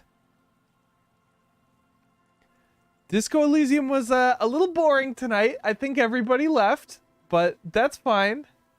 Not every game is everybody's cup of tea, so I think I'm gonna play for a little bit longer, and then we'll probably call it. I think we're gonna be raiding with a party of 2 tonight. Not a great showing.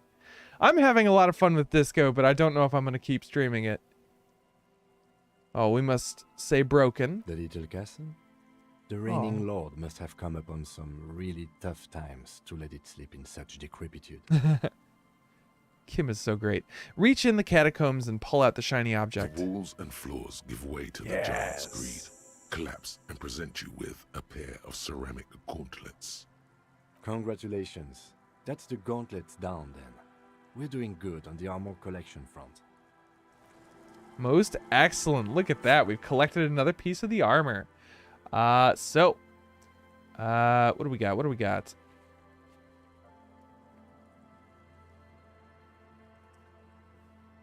I think we've got almost all the armor pieces. We've got the Fairweather, we got the gauntlets, we got the cuirass, we've got the greaves. Gauntlets, greaves. So we just need the pants, and I think that's pretty much it, right? Unless there's a helmet. It didn't really tell us how many parts there were, right? Find all the armor pieces. Deck yourself out in full metal battle-hardened glory. Okay. Let's move out. People playing some new games, I guess. Nah, that can't be right. I think you're wrong. I don't think anybody's playing new games.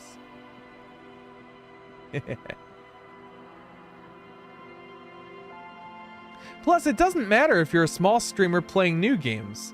You're either not... the algorithm either doesn't pick you up because you're not playing new games, or it doesn't pick you up because all the big streamers are playing the new games anyway. It's a losing battle. Just play what you want to play, and you gotta hope to get lucky. Because you either get buried or nobody's playing your game. I think really ideally you want to find something in the middle. Like play something with a dedicated fan. Whoa, who the fuck are these people? Hello? That's one brutal motor carriage. Says the young man with the piss.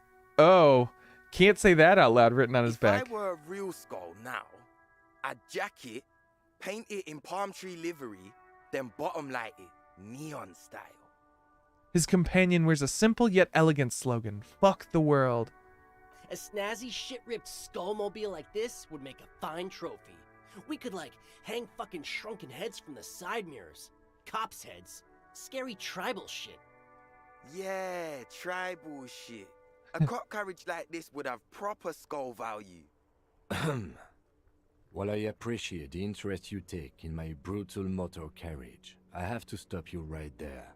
The RCM takes threats directed at its property seriously. Oh, Kim! It's just theoretical work, Copper. No basis in reality. He turns to his companion. If we were certified skulls right now... Who are you? I can tell you who we're not, cop. We're not snitches or skulls. Charming. Fuck Which the world. Which is not to say that the skulls are bitches and... On the contrary. Jesus. The part of this presentation you want to take home with you, cop man, is we're not part of the skulls. Okay. Yeah. So this is some new gang that they're introducing. Okay then, let's indulge in some intellectual exchange. These young men seem eager to share their beliefs. Who are the skulls? You don't know? What kind of cop are you? The best kind. It's not a question. Don't get into it. I'm so glad you asked. Of course I do. I'm just testing you boys. No, I really don't. The skulls are the most vicious gang of the Besmertnay. It's really weird hearing this guy with an American accent. The Besmertnay.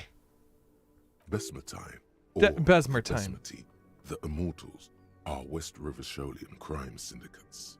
The nastiest bunch of psychos ever. Jacking carriages and getting into high-speed chases. Possessing an infinite amount of fuck-all swagger, infamous for their non-verbal modus operandi. Non-verbal? If a skull spots you, he will pull out his dagger and stab you without saying a word. The lieutenant's voice is as calm as usual, a testament to the violence and death he's witnessed through the sight of his firearm. Damn. They usually occupy the burnt-out quarter in Jamrock, or you can find them loitering around their brightly painted bottom-lighted vehicles. I can't wait to become a skull. Bottom lights are wretched aggressive. Do you guys know Cindy the Skull? Oh yeah, Cindy's a right proper skull. The young man's eyes glaze over, his voice filled with longing. Yeah, a true artist of the future. Just like Arno van Eyck. By the way, if you see Cindy, give her our regards. He adds, returning from whatever void he was just visiting. For all their nihilistic posturing, these young men are not lacking in youthful idealism. Youthful idealism, he says. Odd. There isn't a hint of hate in them. It's like they're piss and fuck the world out of some kind of moral obligation. The lieutenant on your left is unusually lenient toward them. I see you kids are into hypnotic dance music. Why aren't there more skulls and martinets? Your rhetoric is confusing. Are you part of the skulls or not? I see you kids are into hypnotic dance music. Yeah, we're not fucking kids, man. He exclaims, then stops himself processing the rest of your question. Be wary. Of the abyss. His blonde friend adds ominously and points to his temple. Why? Probably because of how non-verbal their mode of operation is going to be. It's a threat. A threat? Good, I like those. Don't fuck with me, boys. I'm one of the bad cops. I just wanted to talk about music, and now there's a conflict all of a sudden. It's too much.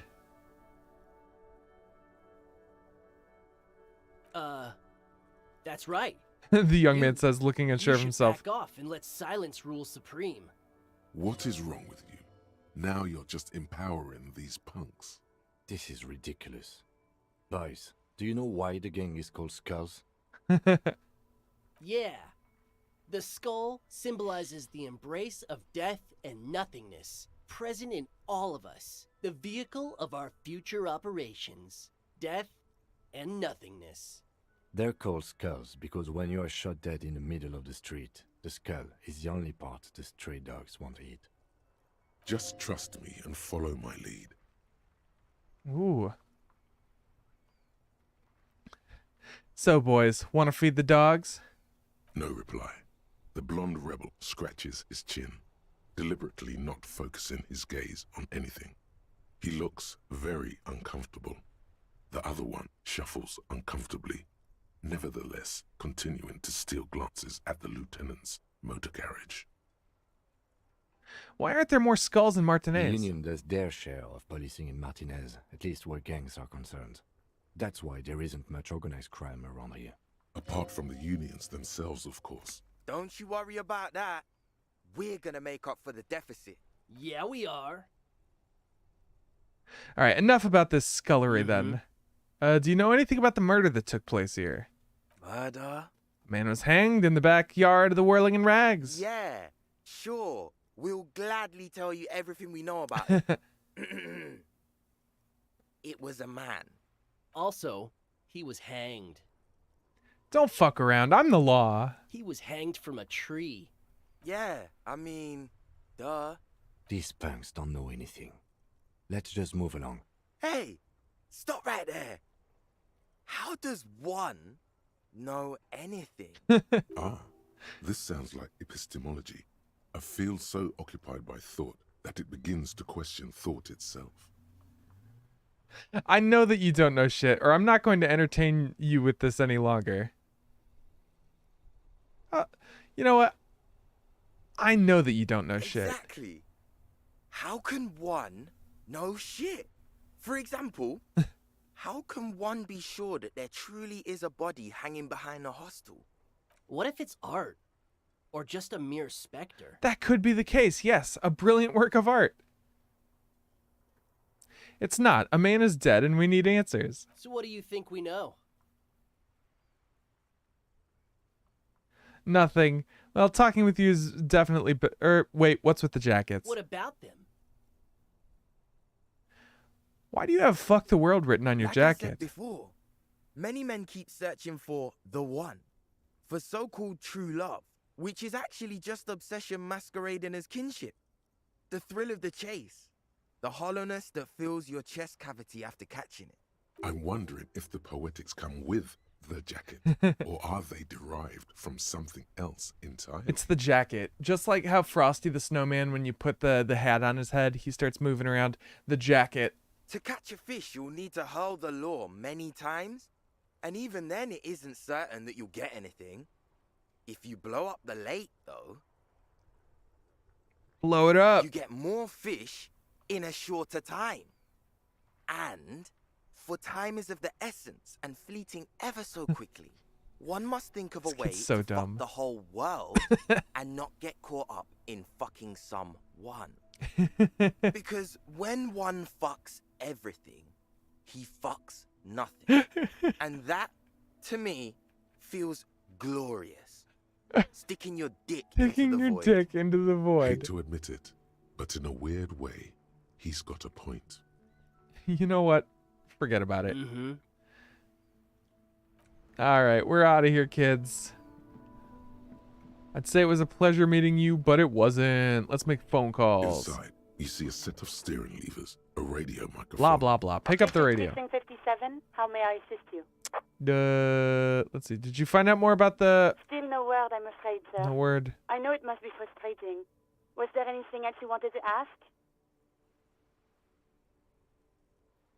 It will take just a moment. Her voices fade out. Gottlieb, what you get yourself into this time?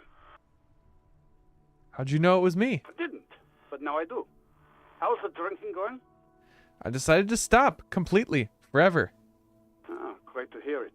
Stop by sometime when you're done with your case. I'll draw some blood, run it through, let you know how much forever your liver's going to give you. Wow, thanks. Okay, bye. The phone clicks. Suddenly you hear the already familiar Anything voice. else I can help you with, officer? Yes. Connect me to the Just a 41st moment, again. officer. 10-4, come in, officer. Over. Nope. Roger that. 10-10, over and out. Okay. So wait, I thought we could schedule the body to get picked up. Do we have to? Oh, right. So once we do that, Kim won't be available again. Okay, all right.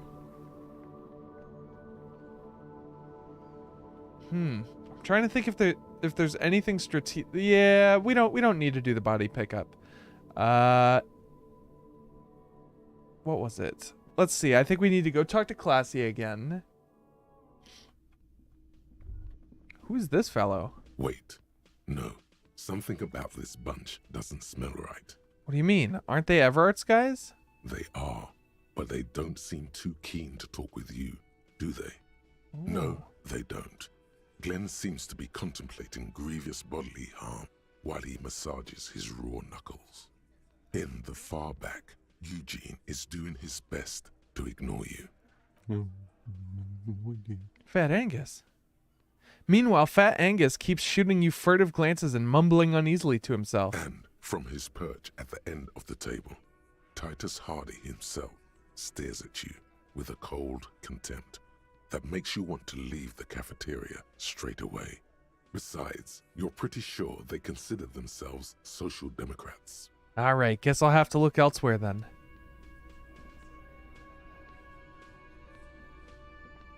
I've got nothing to say to you. Why are you wasting your time? What are you going to do to me? The lieutenant is not satisfied with the What approach. are we going to do to you? She starts laughing. It's a cold laughter devoid of You joy. were specifically asked not to say that, and then you said it anyway, you junior delinquent. But you still did. The union isn't going to do anything to you. It is not a crime syndicate. It is a labor organization. Goddamn right it is. Goddamn right it is. If anything, it is the RCM who do things to people. But we digress. Maybe we'll talk later. Okay, I thought we would have the option to smell her. Can we smell this guy? Hi, gendarme. It's him! There he is again, the smoker on the balcony, right here in the whirling in rags. We have several options. Hi, hello, adjust your tie. Let us adjust our Hello, tie. hello. So what brings you here?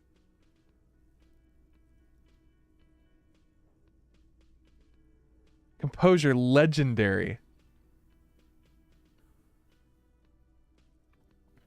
Let's see, what are you doing here? Admiring the atmosphere. What about you, officer? This is where I'm going to go down in history. I'm going to sing karaoke. Really? Well, I look forward to that. He raises a glass. Tell me again about that muscular type who came to investigate the crime. Oh yes, let's see. He knocked on my door a few days after the lynching. I think he was going through the entire building, asking questions. What did he look like? Muscular, handsome, strong, like one of those military types. What'd you tell him? Nothing. That I didn't see anything. And he believed you? Why shouldn't he? Did you tell him about your friend? What friend? He takes another drag of his cigarette before knitting his brows. Your Sunday friend, the witness. No, I don't think it came up. Was he alone? Yes, but he was speaking to someone on his earpiece. His earpiece? Yes, you know those tiny speaker microphones that fancy security guards sometimes wear. What was he saying? Just reporting back whatever I was telling him. Besides muscular, did he have any other identifying traits? Let me think. He had an accent. He sounded like one of those mercenaries. Ooh. He sounded vaguely Oranese. No, not vaguely, scratch that. He sounded definitely Oranese. Thanks for the info. Sure. Anything else on your mind?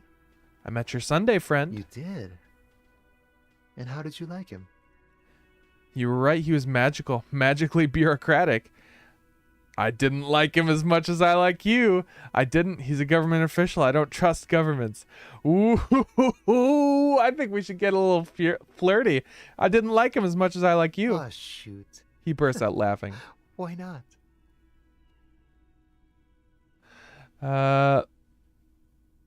Let's see, who is he? A visitor from the first world. He's not like you and me, gendarme. He can always return. Ah, he smiles, and his smile seems melancholic. Return to where? his opportunities in Occident, sur la clé. Still, his coming and going brings some life to the village. He breathes in and keeps his lungs filled for a moment before letting it out. Or is it just money? I don't know. He stares at the bar. Why was he staying at your place in the middle of the night? He has keys. And he likes the view. He waves gently. To the sea, I mean. I think it would be stupid to ask, what are you two? Let's get a little stupid. Friends, I told you. Sunday friends. Friends who like to get together from time to time. What does it mean, a Sunday friend? That he won't be there when times get tough, I guess. Is that even a friend? It is. On Sundays. He smiles.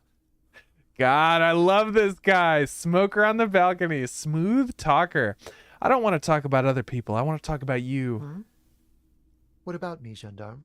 Nothing. Bye. Bye-bye, gendarme. Hold on. I have to put on different clothes. Okay, hold on. Do we have anything that gets us more composure? Putting the composure shoes back on. Come on, baby. I need composure. Anything to get me a little more composure.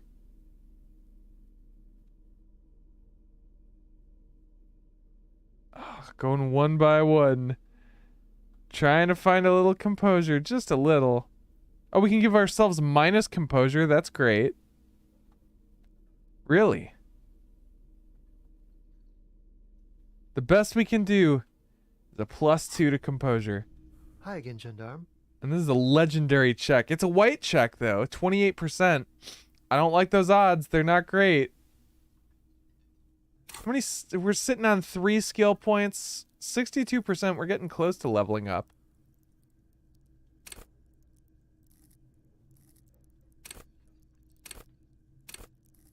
And our composure is never going to be great. It looks like we can, at most, level it up like 2 more times.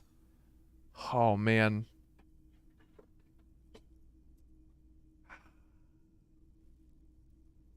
With a 28%, I mean, we could try it, but these odds are bad. Smooth operator.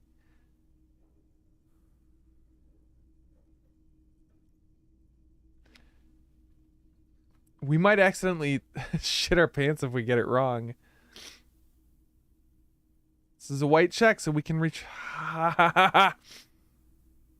Let's do it! It's the sports. Nope. He's a sports guy, all about that physical prowess and athletic skill. Nothing else here. Okay.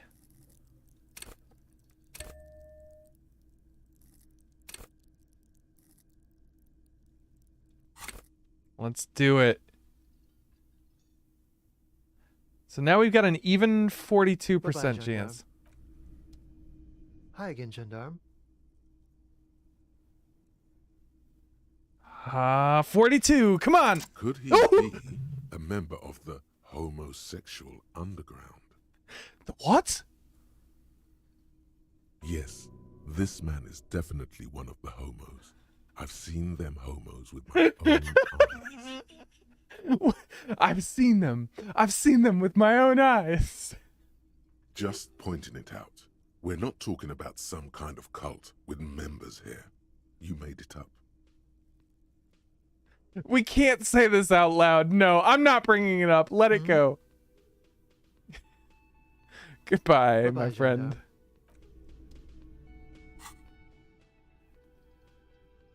Oh no, do we have to bring it up? Hold on. I want to see if I can unlock it. I may have spoken spoilers with some of the other Harrys at the anime convention.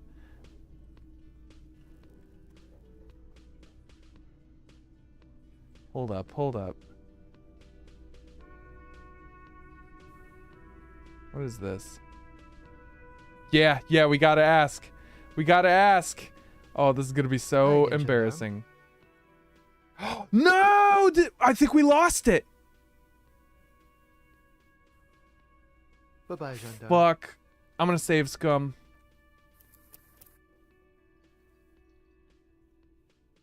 No, wait a minute. Was that our last autosave? Oh, shitballs. That can't be right. No. Wait a minute. Hold up. Yeah, looks like that was the last autosave. Fuck me. We lost our opportunity forever. Is he an Interzone agent? Okay, so, because of the choice we made, that was our opportunity to make Harry gay. I really wanted to pursue that. I did not realize that literally choosing that dialogue option locks us out permanently forever. And our last autosave was a long ass time ago. We could go back, just plow through some of that dialogue and try it again. Damn, right? Oh. Is it worth it? It brings us back to 2259. Oh no, it brings us back to the yeah, no. We blew it, fam. We blew it.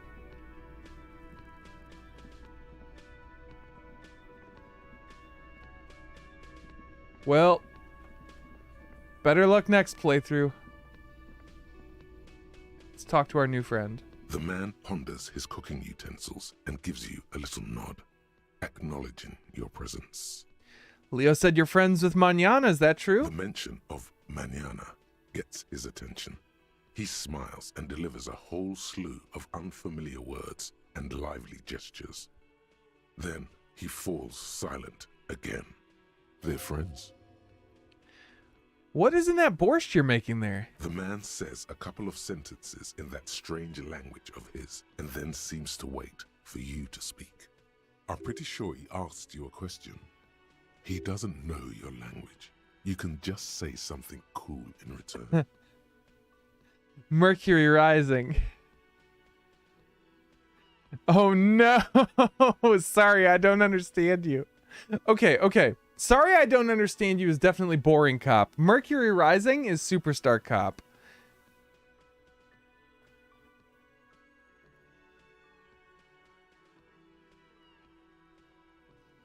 Okay, I'm thinking either 3 or 4. Oh, Connor, you say speed run it. It literally sets us back like more than just a full day. We lose so much progress. I can't justify doing that.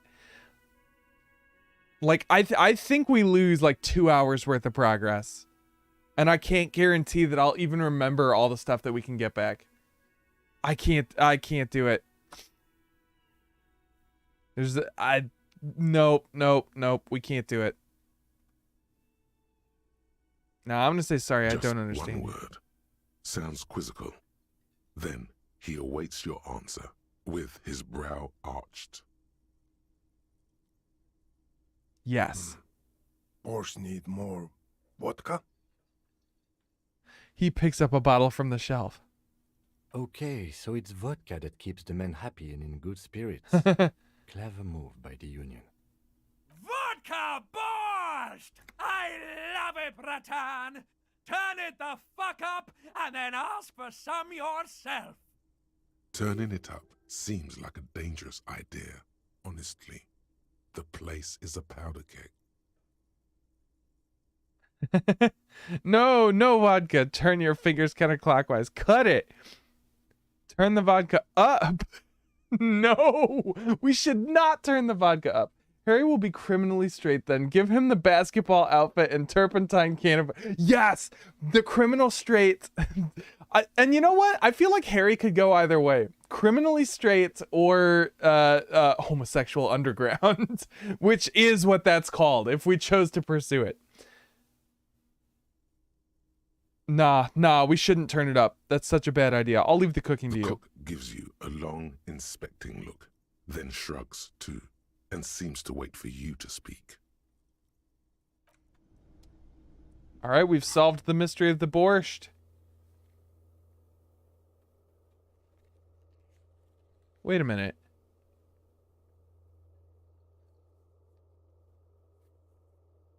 Maybe we should cut the vodka.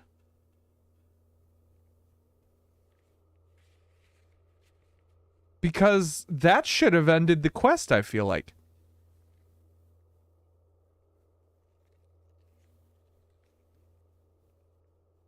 Okay.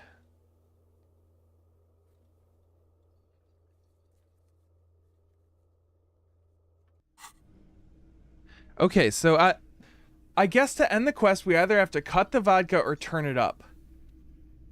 I mean, turning it up could be disastrous, but so could cutting it.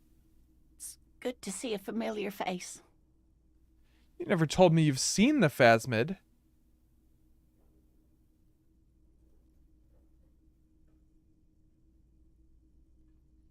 Oh, you don't want to hear about some old woman's ramblings. Hell yeah, I do. Nonsense. Your description of the Phasmid is the most precise I've ever heard. But, darling, I didn't even get the size of it right. Measuring things is important. How did she get the size? You were a child, my dear. Really. It's extraordinary what you were able to describe. Now go on.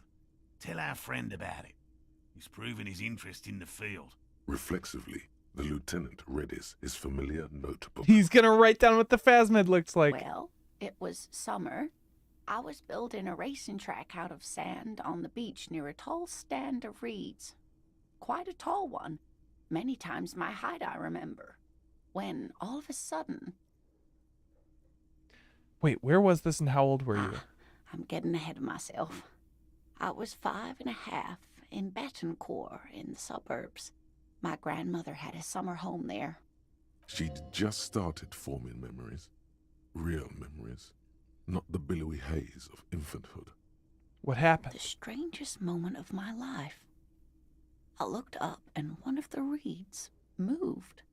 Not like a plant, but like a living thing. It stood up and looked at me.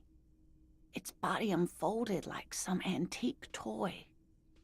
I've never seen anything like it. This was a cryptid sighting. I didn't know this can happen, so I reached my arm and touched the thing. It felt just like a stalk of reed, but it moved, swaying, towering above me. She looks at you. After a while, 20 seconds, a minute maybe, it left, went into the reeds. Did you follow it? I tried, but I was only a child. There was mud and high water. I couldn't see it anymore. I was just standing there knee-deep in mud, looking around me. Where did you go? Don't go. Then what?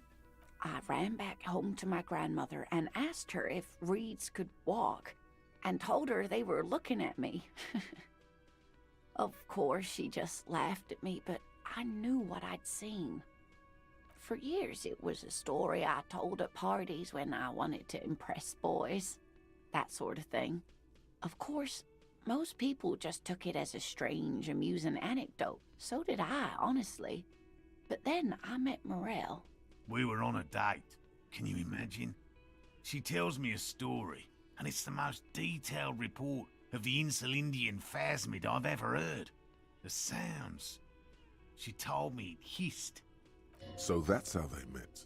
This is beyond significant. Oh, this was like their first date. Yes. like reeds in a gust of wind. The way it moved, the colour, how some of its limbs were white, like marble. It matched perfectly with what I know from other accounts. It was amazing. He breathes excitedly. If it weren't for Lena, I might have given up hope years ago. It's no exaggeration to say that she restored my faith in my profession.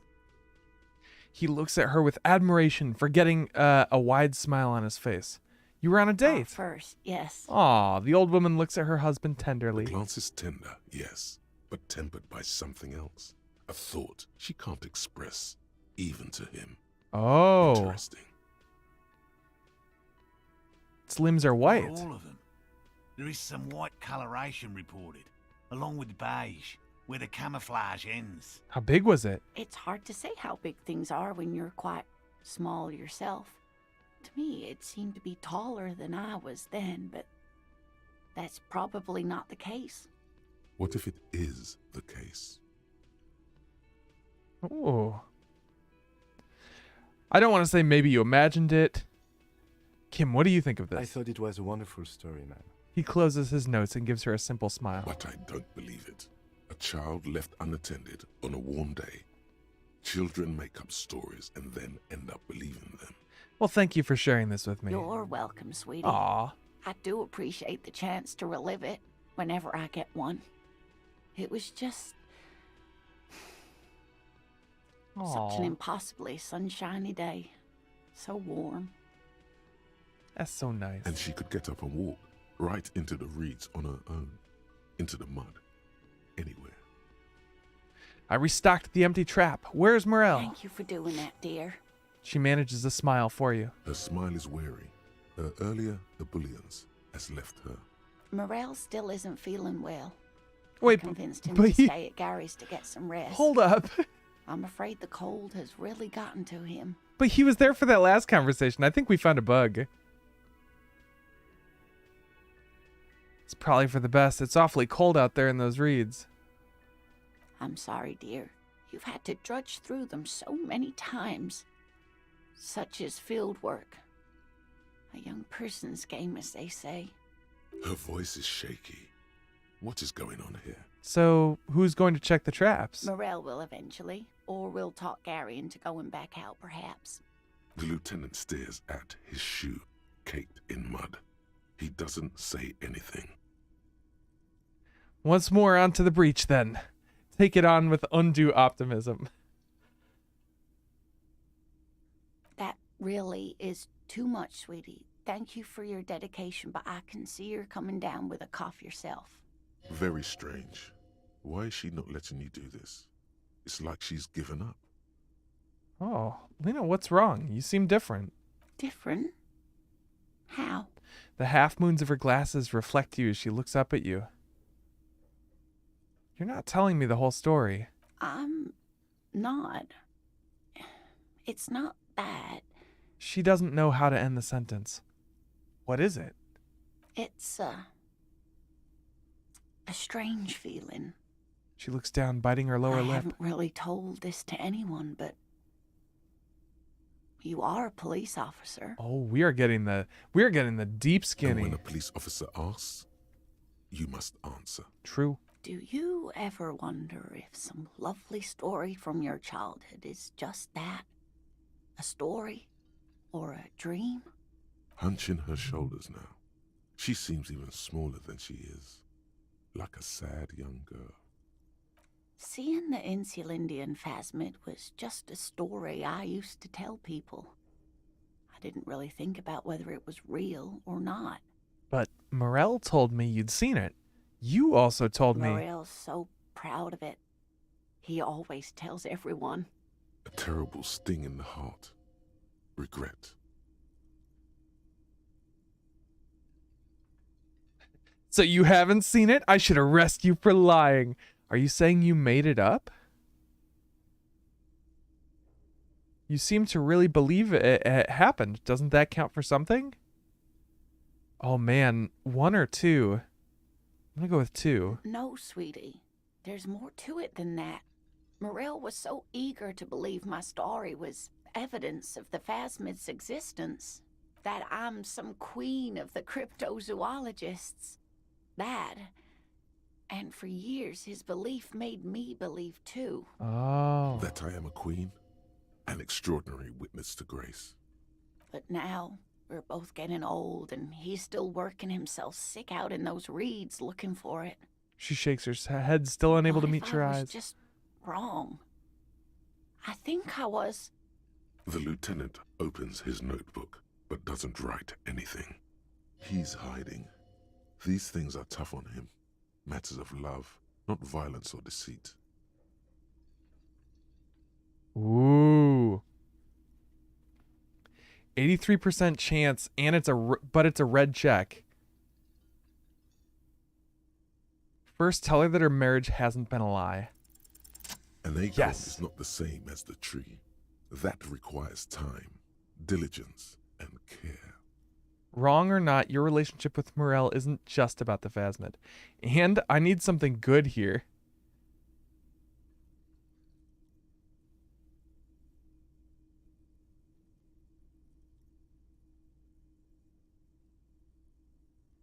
Oh, this is tough. This is tough. Do we go with I think wrong or not, your relationship with Morel isn't just about the Phasmid.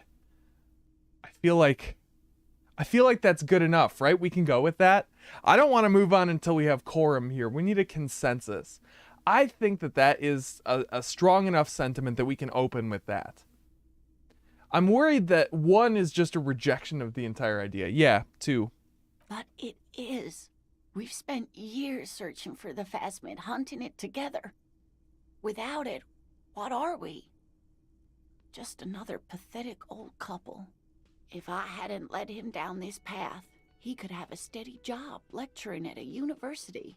Normally, when I think about stuff like women and marriage, I feel bad. When I think about you and Morel, I feel okay. That counts for something, no? Oh, of course it counts for something. But we've had our hard times too. She looks down at her legs. I was a paraplegic before we met. He didn't know before I arrived. On our first date. If I weren't the queen of the cryptozoologists, if I didn't tell him that story...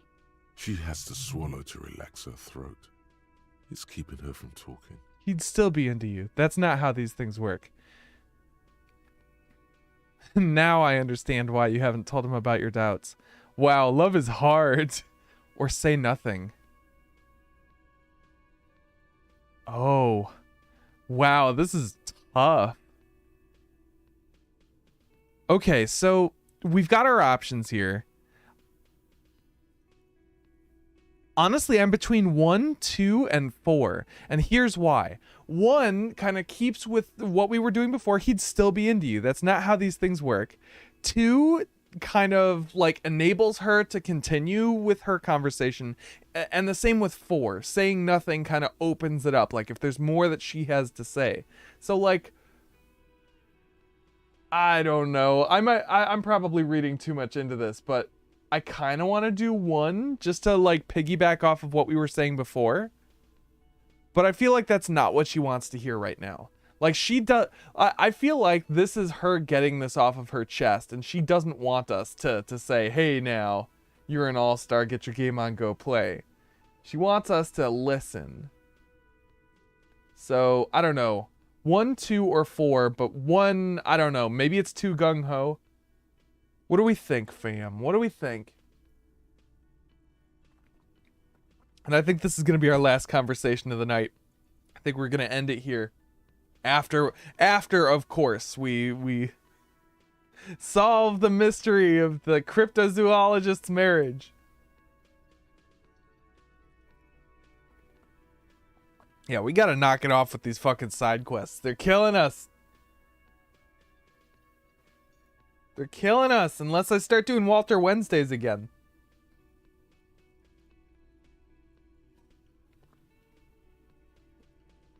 All right. All right. Seems like I'm going to have to follow my heart here. My heart is torn.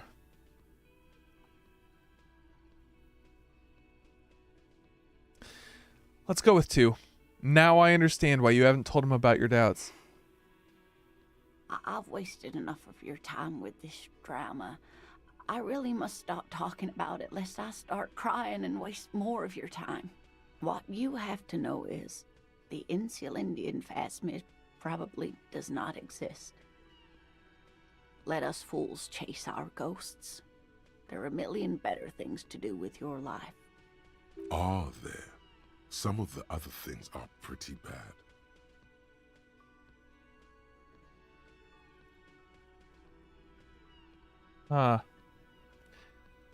So our options go in order from 4 to 1 are you're right about all of it. I need to go back to my work. Okay, it's a false memory. Doesn't mean all cryptids aren't real. Chase another one. Thing is, you're not sure you made it up either. To hell with this. I still believe you saw the phasmid. Thing is, you're not sure you made it up either. I'm not sure of anything. She looks out the window. Sometimes I still see it, you know. The real memory. Not the memory of the memory, but it's so hard to tell the two apart. Rising, unfolding from the reeds on a hot summer's day, like a benevolent god. Either way, I should go. Poor Morel is running a fever, and I need to get him home to Jamrock before we overstay our welcome with Gary.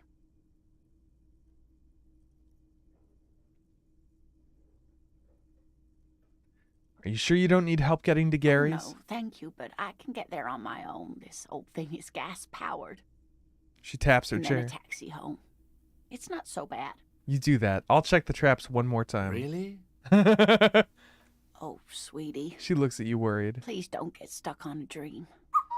Take it from me and Morel. Oh, hello, Papa Beef. Greetings. No one can stop you from finding the phasmid. Can I have your address, just in case there's news? Okay. Oh, big old fart. 1113 Tabernacle Road. Jamrock, but...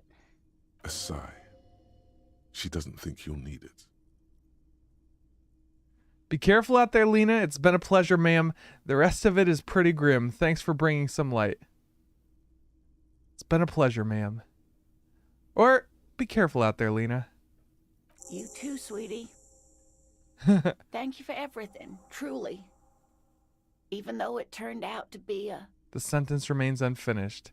She flicks a switch and the engine on her chair turns on with a whir. A waste of time. A dream. A lie. Like that, she drives off. The gas engine putters quietly as she That was not a quiet putter. That was a loud putter. Pushes them open. Outside, the cold coastal wind blows. Oh, it's going all right. It's a Friday night. You popped in just at the end of stream. I'm about to end it after this. Yeah, we should, Kim. Well, you never believed in the phasmid. Damn it, phasmid man. I can't help but feel like that could have ended a different way. I don't know if you actually find the phasmid or not, but let's save the game. Let's give it the old saverino. And that is where we are going to call it for the evening. But we can hang out with Papa Beef for a little bit. Oh, buying your first car on Monday. Very exciting. Tell us more about that. Do you know what car you're going to be buying, or are you going to be beginning the buying process?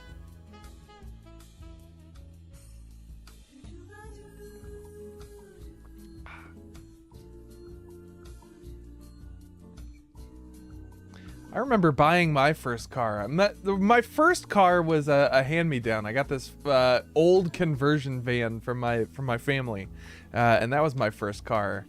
But the first one that I actually bought myself, like no help, no hand-holding or anything, was when I first moved to Kansas City, and that was exciting.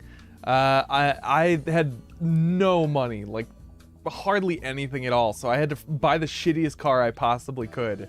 And of course, you know, no money means I'm not going through any dealerships or anything. I'm literally just responding to Craigslist ads.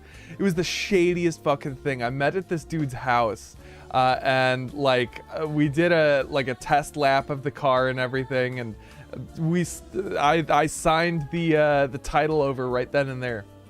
It was wild. Oh, Connor remembers the van. Yes, the van will live on in our hearts.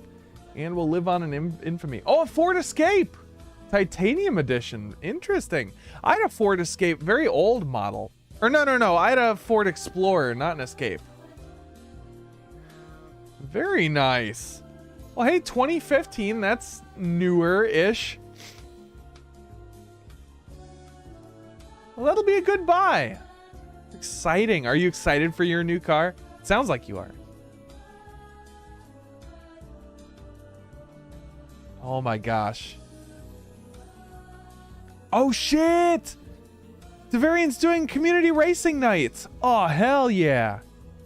Okay, so obviously we should raid out to Devarian. Papa Beef, stick around for the raid. I know you just came at the end of stream, but I'll be in Dev's chat so we can hang out there. We can talk cars, and hey, Dev's doing a racing night, so that'll be super duper fun.